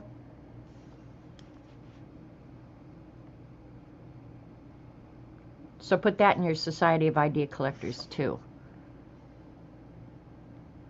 To add a shadow, because it's so easy. Easy peasy.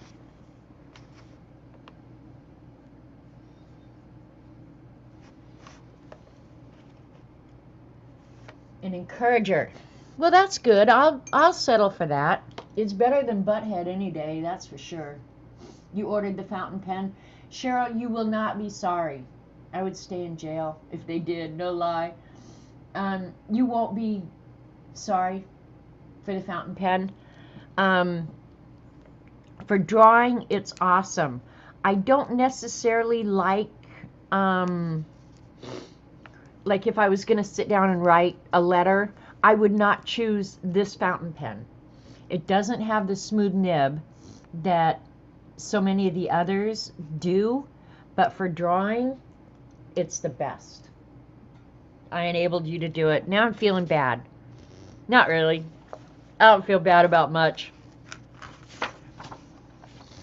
Okay, even, like, look what she did up here. It's something just so simple where she just put a little, she probably was testing her colors or testing a pencil or something. She just left it in the book. Those are the little things, I think, that make having a journal like this so awesome. Here she did it again. Just a graduated graphite line. You missed the name. You missed the name of what?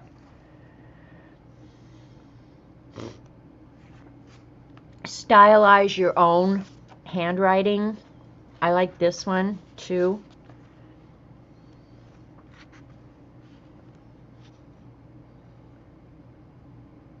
That ticket is a cool little thing too. And here she's saying, some things you can draw or write about on an ordinary day are a coffee can or a bag, a tea bag or a tea box, your favorite coffee mug, food, favorite sweet treats, items from the grocery store, cans or bottles. I think bottles are really good too. And I was thinking the other day, someday maybe I'll do it this week while I'm stuck in the house. I saw a bunch of water droplets just sitting on a table. And I thought, you know what? That would be so much fun to paint. On the fountain pen, is there different nib sizes? No, I don't think so, Barbara. I think Xandra sent me mine. But I don't think there are. I think it comes one size fits all. If I had to guess, it's going to be a fine nib. Let me look here. I can't see that well. Let me see if I have a magnifying glass here. Let me see if I can see. Most fountain pens you can buy in fine, medium,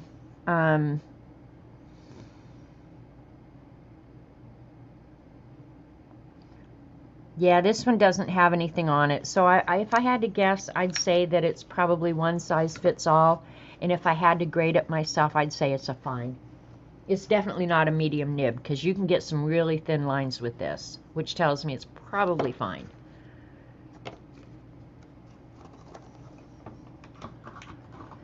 All right, let's see. Flowers, trees and plants, fallen leaves, bugs, birds, animals, mail in your mailbox. That would be interesting. The weather, well, that would just be a big old sheet of white right now. Bikes, signage. I love drawing signage. I've been going kind of back and forth. I'm already thinking about Inktober. What do I want to do for Inktober this year? I'm thinking about doing vintage tins.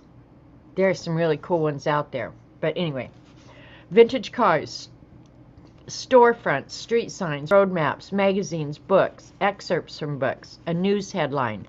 See, I would like that. I like drawing lettering. That's why I was thinking about doing the vintage tins, is because they've all got such cool lettering on them. Meaningful quotes from current events, song lyrics. This is great for placing your illustration in time. A friend you had lunch with, a client phone call, great for marking time. The art supplies you use to create your pages. And I would also, in my Society of Idea Collectors, have a page or a section called filler. Because if you notice, if you look through a book like this, she's just dropped a couple leaves in here. That's what I would call filler. You just drop a leaf somewhere. It looks kind of cool. Flowers are always good fillers. She's used a tea bag. There's a little love stamp. I love that. I might have to come back and draw that. Let's just look through some more because I love this so much. Here she got 3 tubes of paint from Blick for 16 bucks. That's a good deal.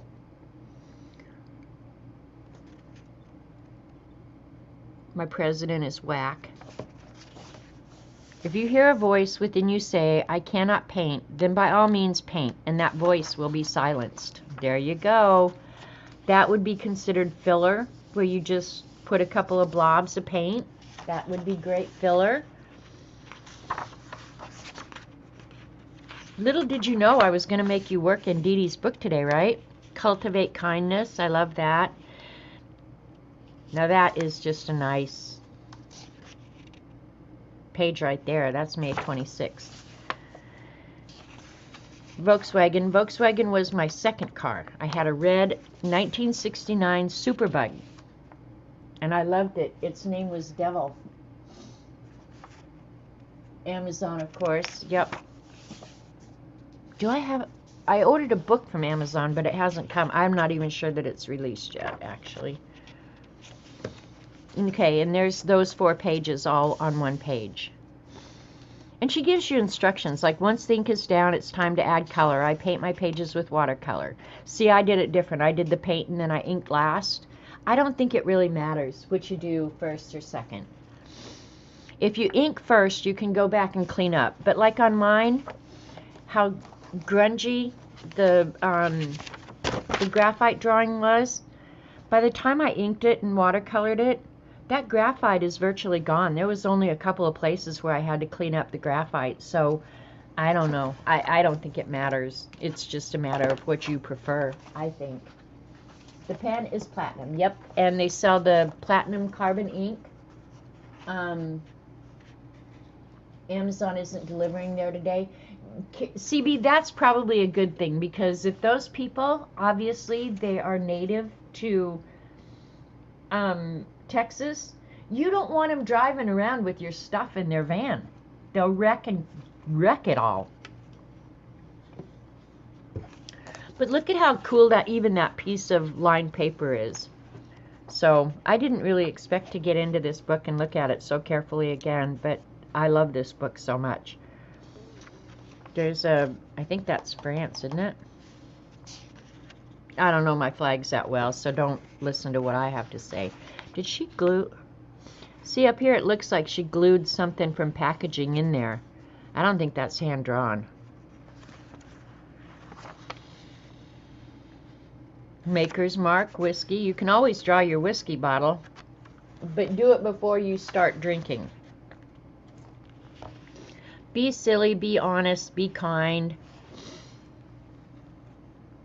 Look at the puppy. Let's try and draw him real quick, just for the hell of it, just because we can. I don't draw animals much. I can, but I just don't. Let's just draw the puppy because we can.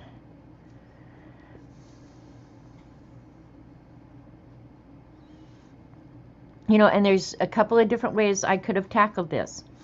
I could have drawn the basic shapes first, and if you're a beginner, I would probably recommend that so that you get your shapes right. I'm just jumping right in. If it doesn't work, oh well, it's paper, we throw it away.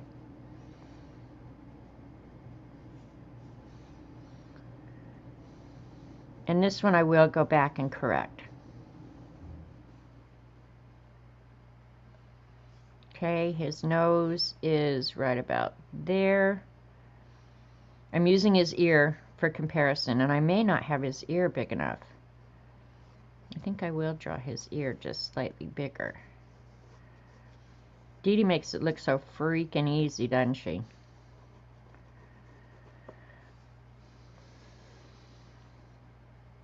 I wish I had done more drawing through the years. I was really good at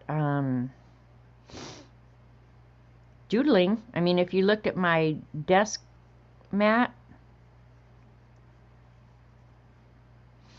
my desk protector, I was always really good at drawing on that.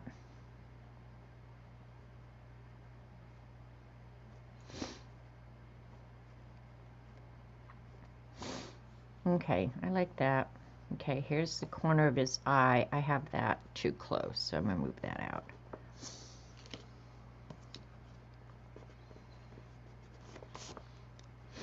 And his nose might be a little bit long.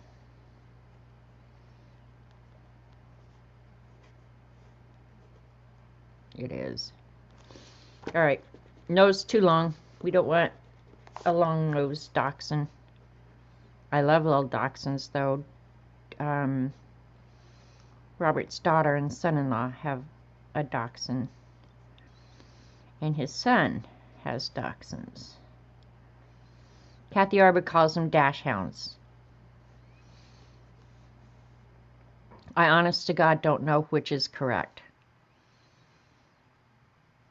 It's probably a regional thing.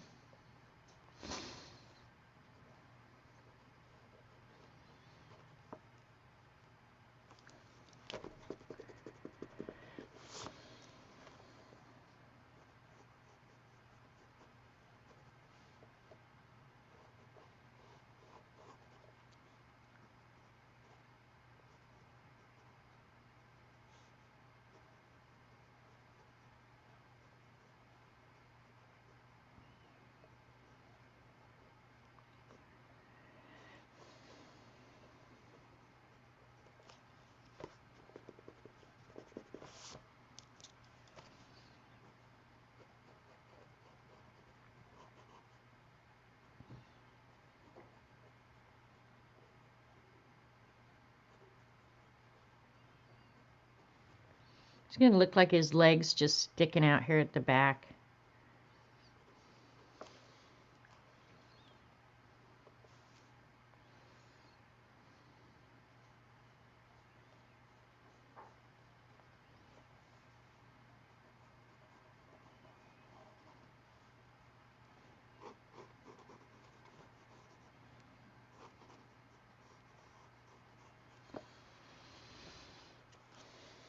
That looks fairly close, wouldn't you say? Alright, I have to read now. The UPS truck was in the ditch at the end of our street on Friday. Oh, really?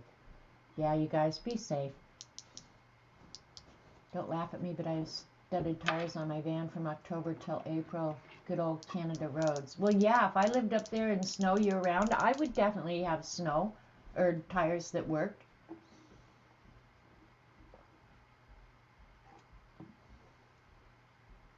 We don't even own a snow shovel. We don't either, CB.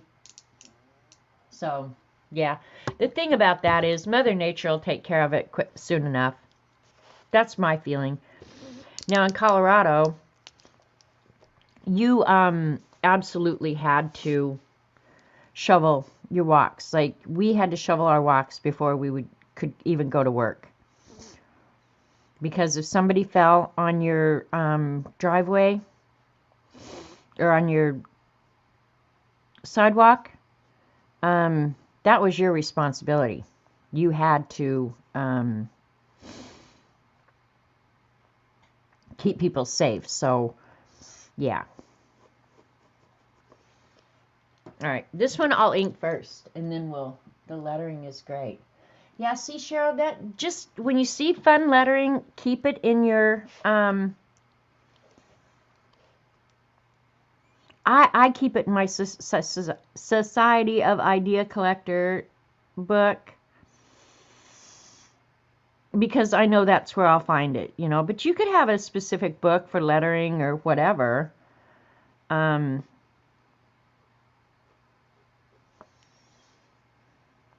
I've got that, well, maybe I don't have it too long.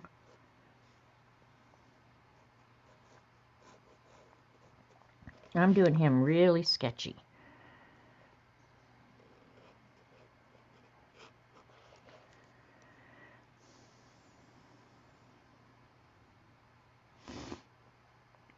She gave him like a little eyelash. Do dogs have eyelashes? I suppose they do, don't they? Oh, and you know what? I've got his head totally.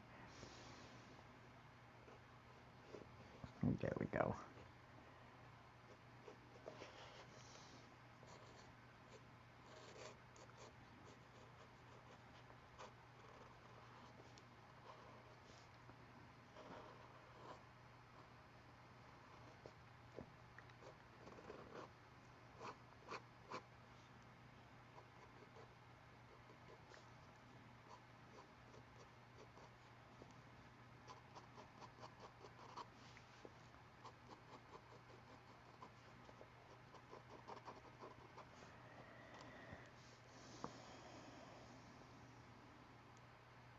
Can't believe she gave him a little smile, too.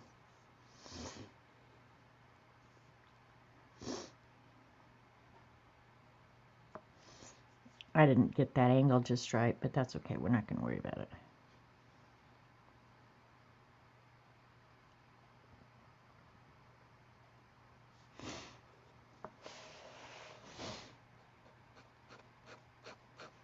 I'm going to watercolor this, but I'll go ahead and give it some black beforehand.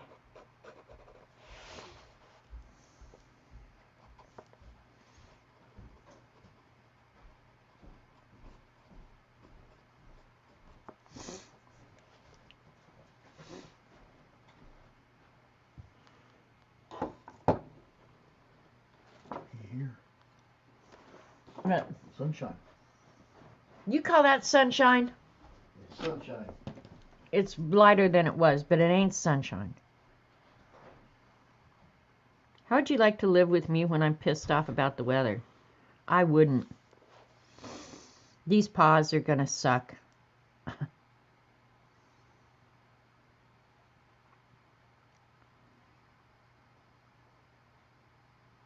We're just not gonna worry about it. How about that? It is lighter out, I will say that.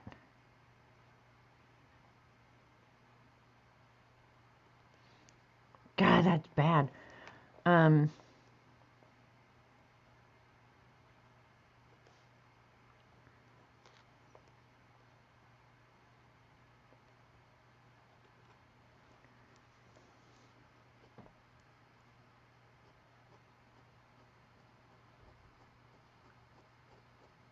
I'm going to erase this stuff here in a minute.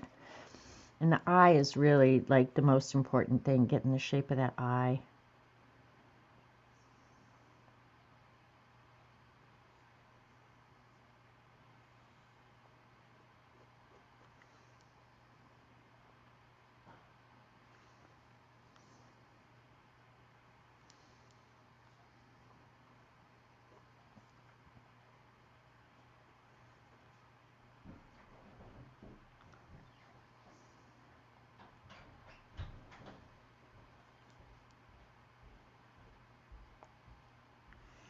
I think it did quit snowing though, so. And I don't know if we're supposed to get more or not. I really don't.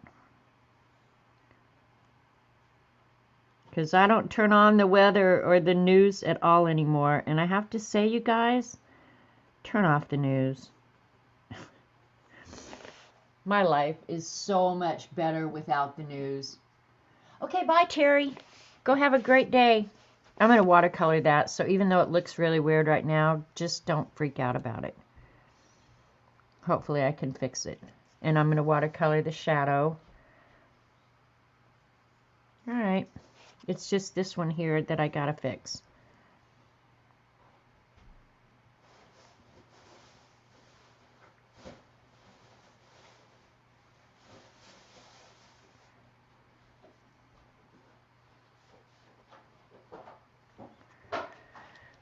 Alright. For a quick sketch, he's okay. I don't mind him a bit. What did I do? There we go. Let's slap some watercolor on him and see how he does. When you use this, I sound like a damn commercial for this carbon platinum, but honestly, to get that final line with a permanent ink is a pretty cool thing. Not to mention, you don't have to wait for it to dry. Like, did you notice how quickly I was able to erase on top of it? That's another thing. Even if you use microns, you absolutely have to wait for those to sit for a while before you can erase. The carbon ink, you don't. You just go right on. In fact, Dee Dee, you need to buy Cam one of those if you're still around. I don't even know if Dee Dee's still here. But for drawing with ink, it's the best. Just do it. Okay, I like that brown for the little doggy.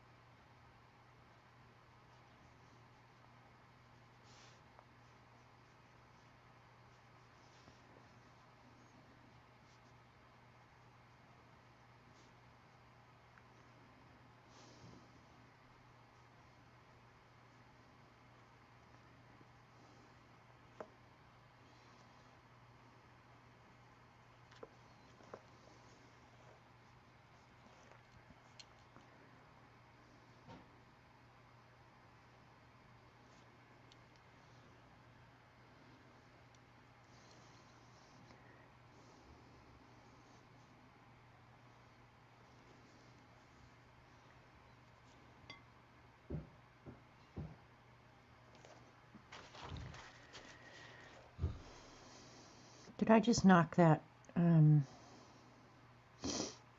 my head? If I did, I'm sorry.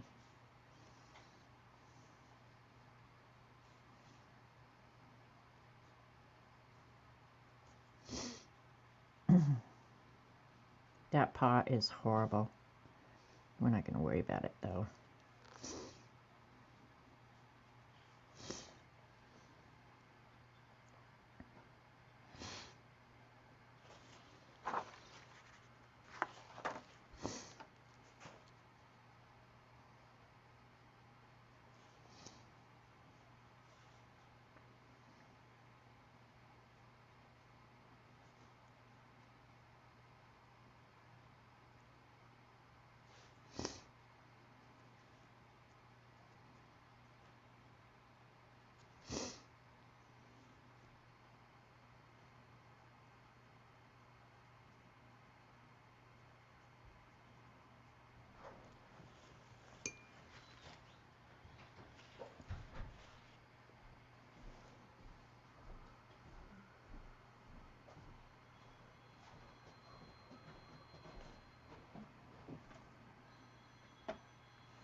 Your phone's ringing downstairs, Robert.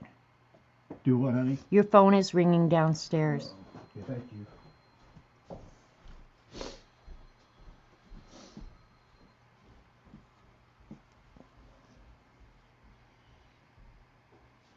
Better not be anybody wanting him to go help them somewhere.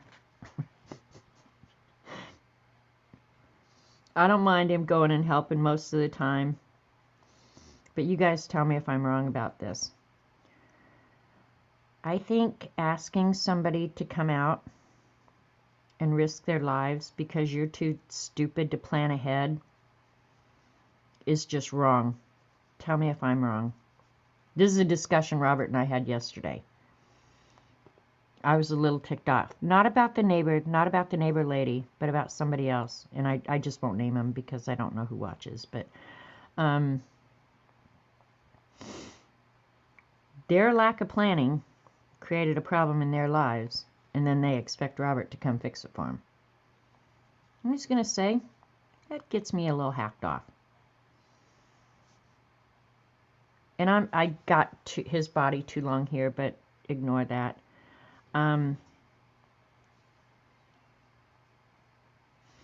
That's something Robert and I are not going to see eye to eye on.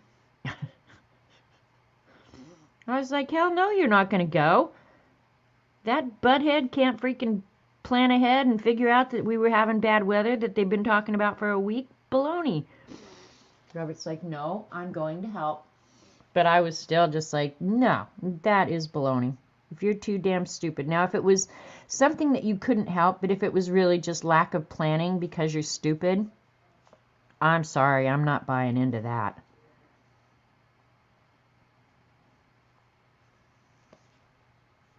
So we had to have a little discussion about that. When are people truly needy and when are they just damn stupid? Waiting to hear what you guys have to say.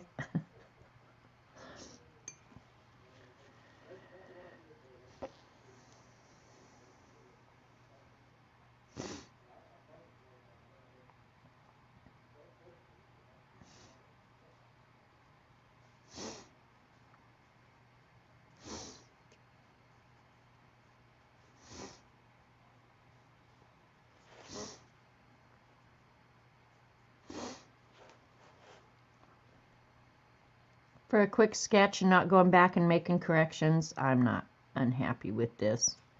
See, that's the thing. If you do something that, just be happy with what you got. I'm not unhappy with this. No comment, laugh out loud. Dog looks great. Thanks, Cheryl. Devin, you're just a chicken then. That's what I'm going to call you. You're just a chicken. And because you're my friend, you have to side with me.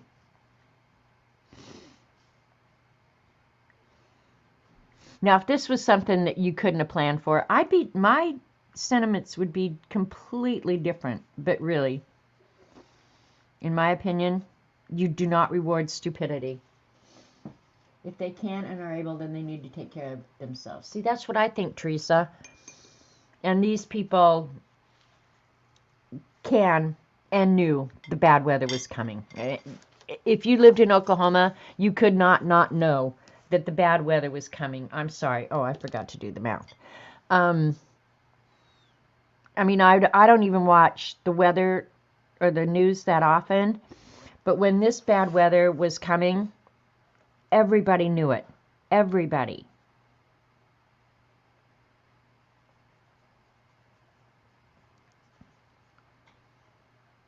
So yeah, I was just like, no, if they can't plan, no, no, no, no, no, no, no.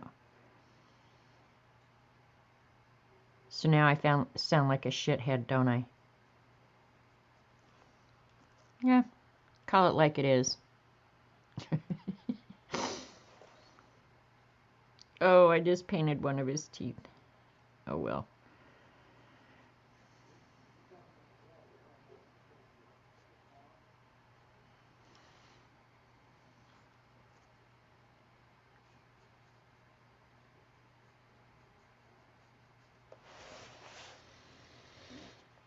That mouth is pretty funky, but that's okay. Boyfriend has peeps like that too. There you go, Cheryl. You are a chicken. You are a chicken. Bark, bark, bark, bark, bark. I would never ask anyone to go out in bad weather or pay for a professional to do whatever needs doing. See, that's kind of my point, Trisha. I would never ask somebody to go risk their life because I was too damn stupid to go plan for what we knew was coming.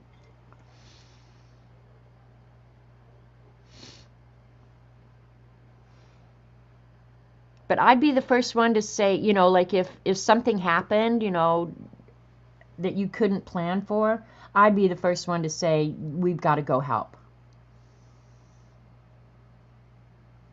I'd have to beat Robert to it, but really, I would be the first one saying, let's go help. But just being stupid, no. You just reward that. Well, and the thing is, this is what I think. It's almost like a kid. Oh, and I heard a really interesting study about kids. You cannot drive, but your hubby drives you. Yeah, see, there's a whole different thing, you know, like, I know people are not necessarily able-bodied. And if somebody who's not able-bodied knew the storm was coming and said, hey, I can't get to the grocery store, would you go get my groceries? There's no way in the world I would ever, ever in a million years say no to that. Ever. I'd be out there getting your groceries in a minute.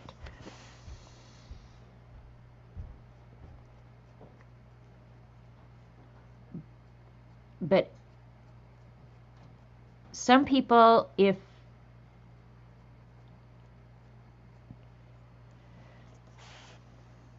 you reward their bad behavior, all you're doing is encouraging them to do it again. And that's what reminded me of this study that I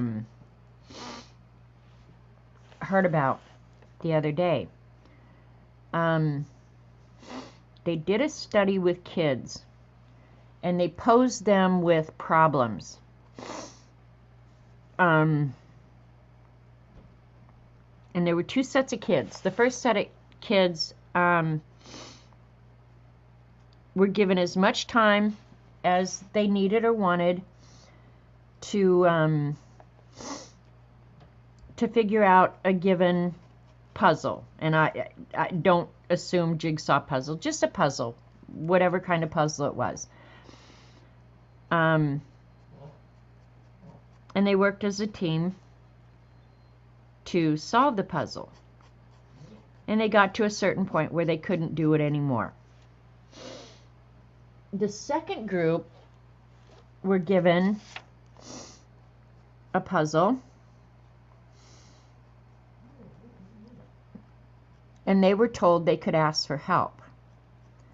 Well, they worked for a little while, and it wasn't very long before they were asking for help. They went ahead and did another puzzle, much the same thing. And what they discovered was the kids that had asked for help without having to figure it out on their own were never able to.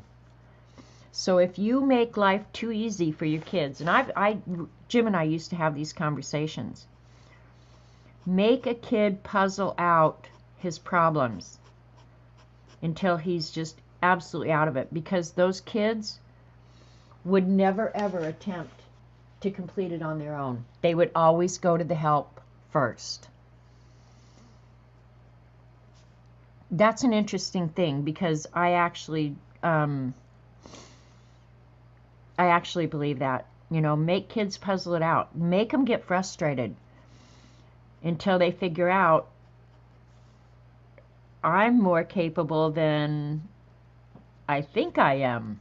Because that's probably at the end of the day what you'll find out, is that kids are incredibly resilient left to their own devices. And we probably have raised a whole generation of people who won't even try. And they literally found that the kids would not try a second time.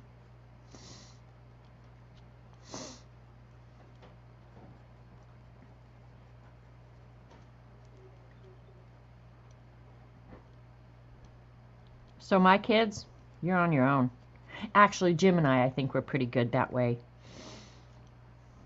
Oh, which reminds me, Lane called last night, and I guess Jamie's show on Bigfoot repeated yesterday.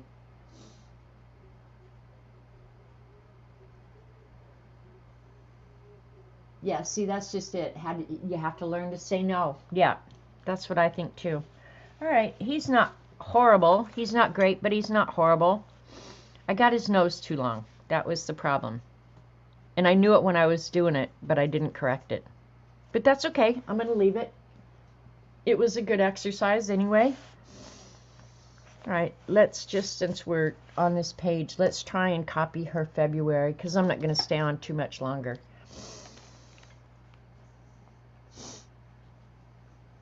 And again, I'm just going to give myself some guidelines for size. And I always do this with lettering.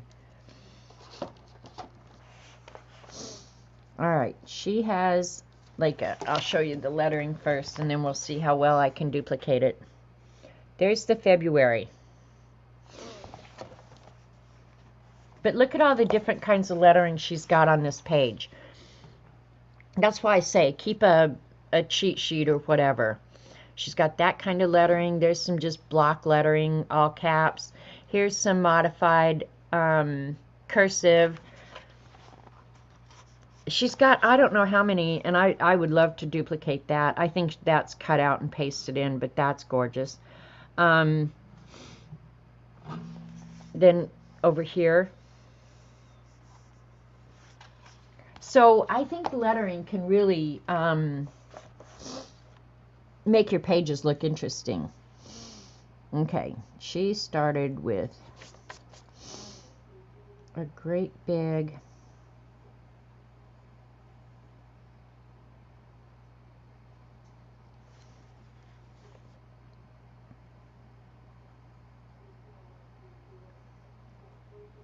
oops, that's not a drop comes down like that. All right, there, I've got kind of the bone of the F.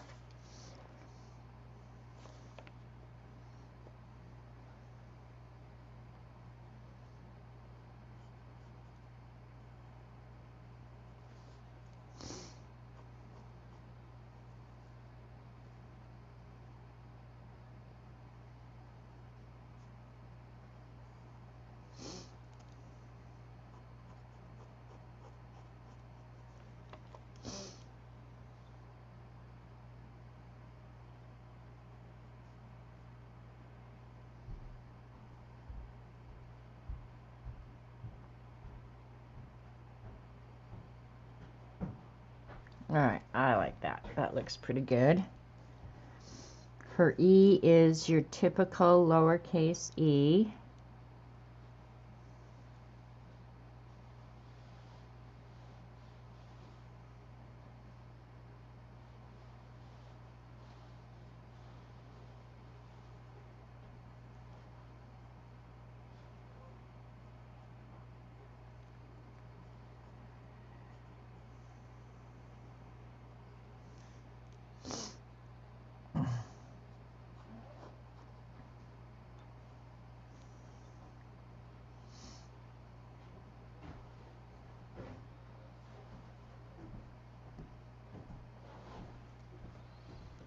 You going out and brave the cold, Robert Vaughn? Yes, I am. Where are you going? Over at Don Smith's. We'll put that bale of hay up with the tractor. It's for Jan. Jan called, not Donnie? Huh? Jan? Yeah. You doing it for Jan? Yeah. Okay. Because I'm going to say, if Donnie called, you were supposed to give me that phone. And you knew that. Oh, I don't want to do that. I really don't. He better hope to God nothing happens to you, Robert Vaughn. He has never seen me really mad. I know, honey, but You just be really careful, okay, please? yes, I will. It's very cold out. You have no business going out in this. Well, it won't take but a few minutes, or I wouldn't do it. It's only 7 miles. 7 miles in a car. That's what I'm saying. When I get on the tractor, it's just over there to get the bale of hay and take it over there and dump it over, and I'm done. All right, I'll see you then. You just be very careful. Do what? You just be very careful. I'll do it. Okay, I'm not going to fume right now, but I could.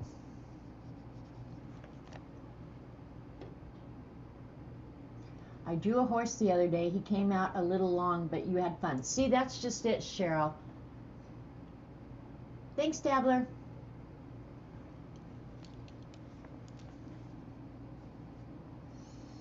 I will leave him in here.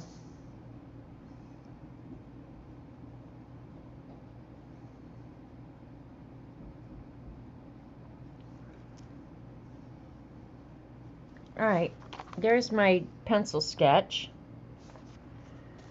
Let's ink it and paint it real quick. Oh, it's 3 o'clock. I've used up my 3 hours. Okay, well, I'm just going to finish this one real quick and then we'll call it a day. One thing I would say when you're getting ready to ink, don't hesitate. Be very sure of yourself.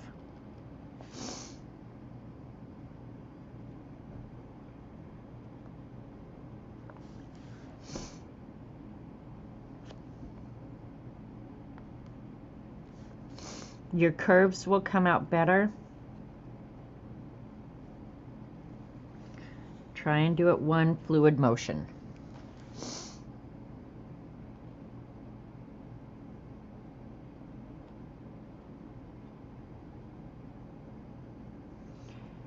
And just slow down if you need to.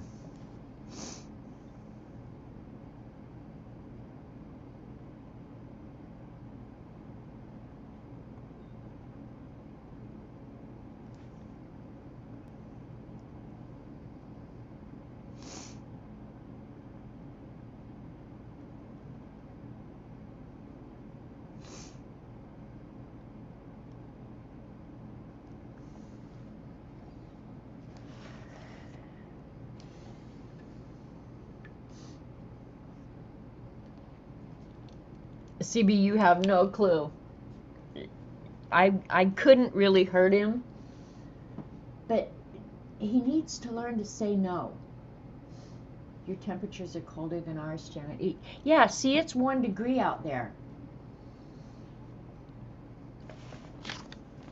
He has no business being out in that weather. I'm sorry, he just doesn't. When you have a nice warm home here, because your husband won't go out and feed the cattle for you, well, then you need to get rid of the cattle.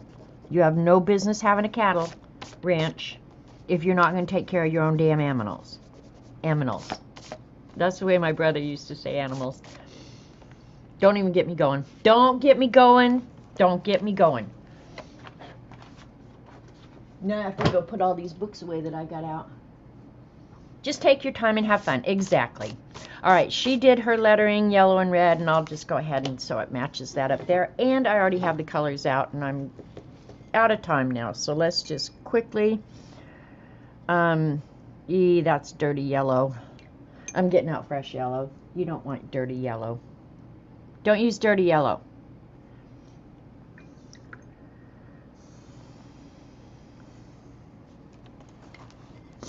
I'm going to do the whole thing yellow and then drop some red into it. hopefully it'll stay wet long enough for me to accomplish that little doodad.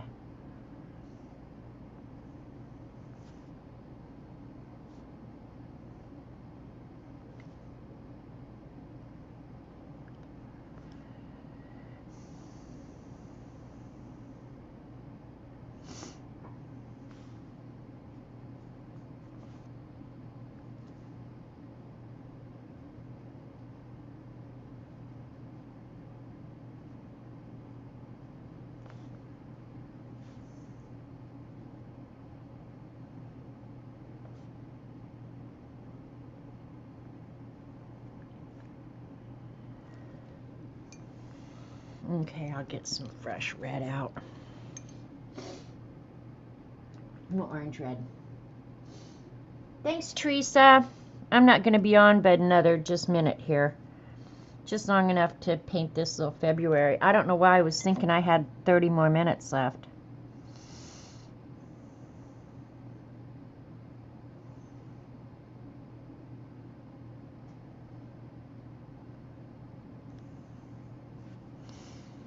And this paper is not going to act very much like watercolor papers. And yours, in a journal, in a writing journal, it's not going to either. So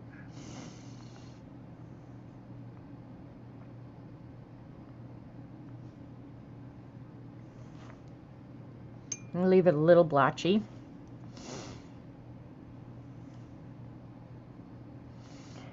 And I don't care if they spread one into the other. And I didn't even clean my brush that well, so.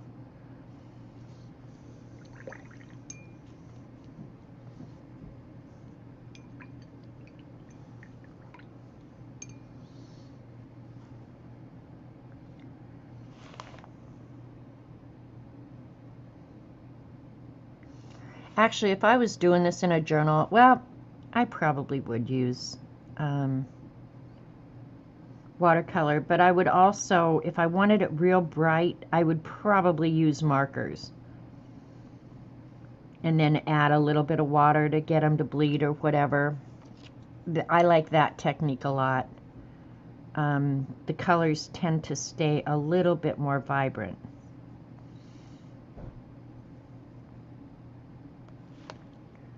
Now I'll let that dry and add some red back.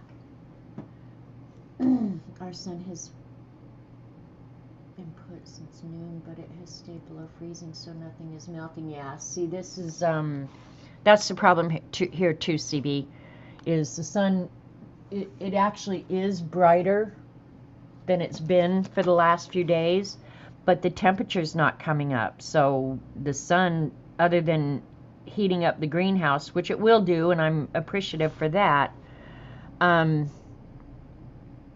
because I've had to keep that greenhouse from freezing because I've got water out there, right? So yeah.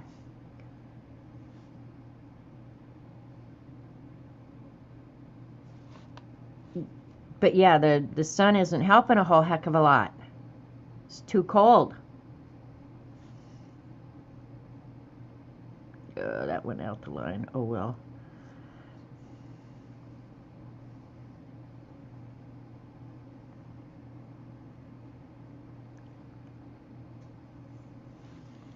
Alright, I'm going to leave it splotchy like that. I wish this red had stayed redder over here. I'm going to go direct from the palette. See if... Oh! I just put my hand in it. Dumbass, see? Ugh. Sometimes I annoy the hell out of myself. There, if you go directly from the palette, you can get a nice, nice bright red if that paper doesn't absorb it all.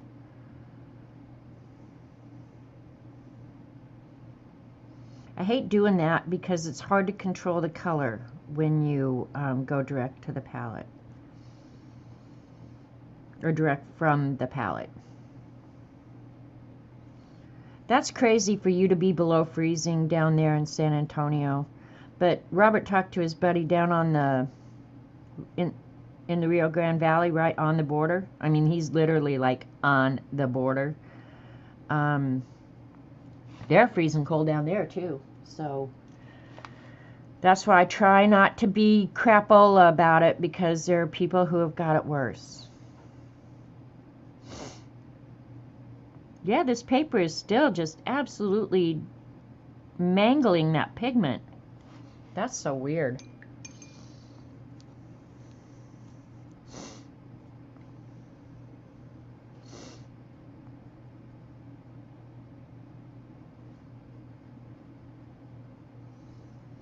You know, and the sad thing about that is, like, when you get down further south in Texas, like the grapefruit trees and the palm trees and everything like that, like, they are not designed for this kind of crap. So I don't know what those grapefruit orchards are doing, you know? You have a bad habit of going directly from your half pans. You'll I used to do that. Now I hardly ever do it. If I want like that, a real dense color, I will. But the problem with that too is then it sits on top of the paper. And if you have to go back near it and it hasn't absorbed into the paper, it's more likely to move. You only have to make a mistake a couple of times before you realize, oh, that was not a good thing to do. That it's a whole lot easier to control the colors when you put them onto a palette. It just is. Okay, there we go. I have to date this. Today is 2/15/21. So if I ever do this again, I can see if I've improved any, right? 38 degrees in Virginia. I would take 38 degrees, Cheryl. I really would. All right, you guys, I'm over my time. I hope you learned something and enjoyed it. I appreciate you guys being here and staying for the whole time.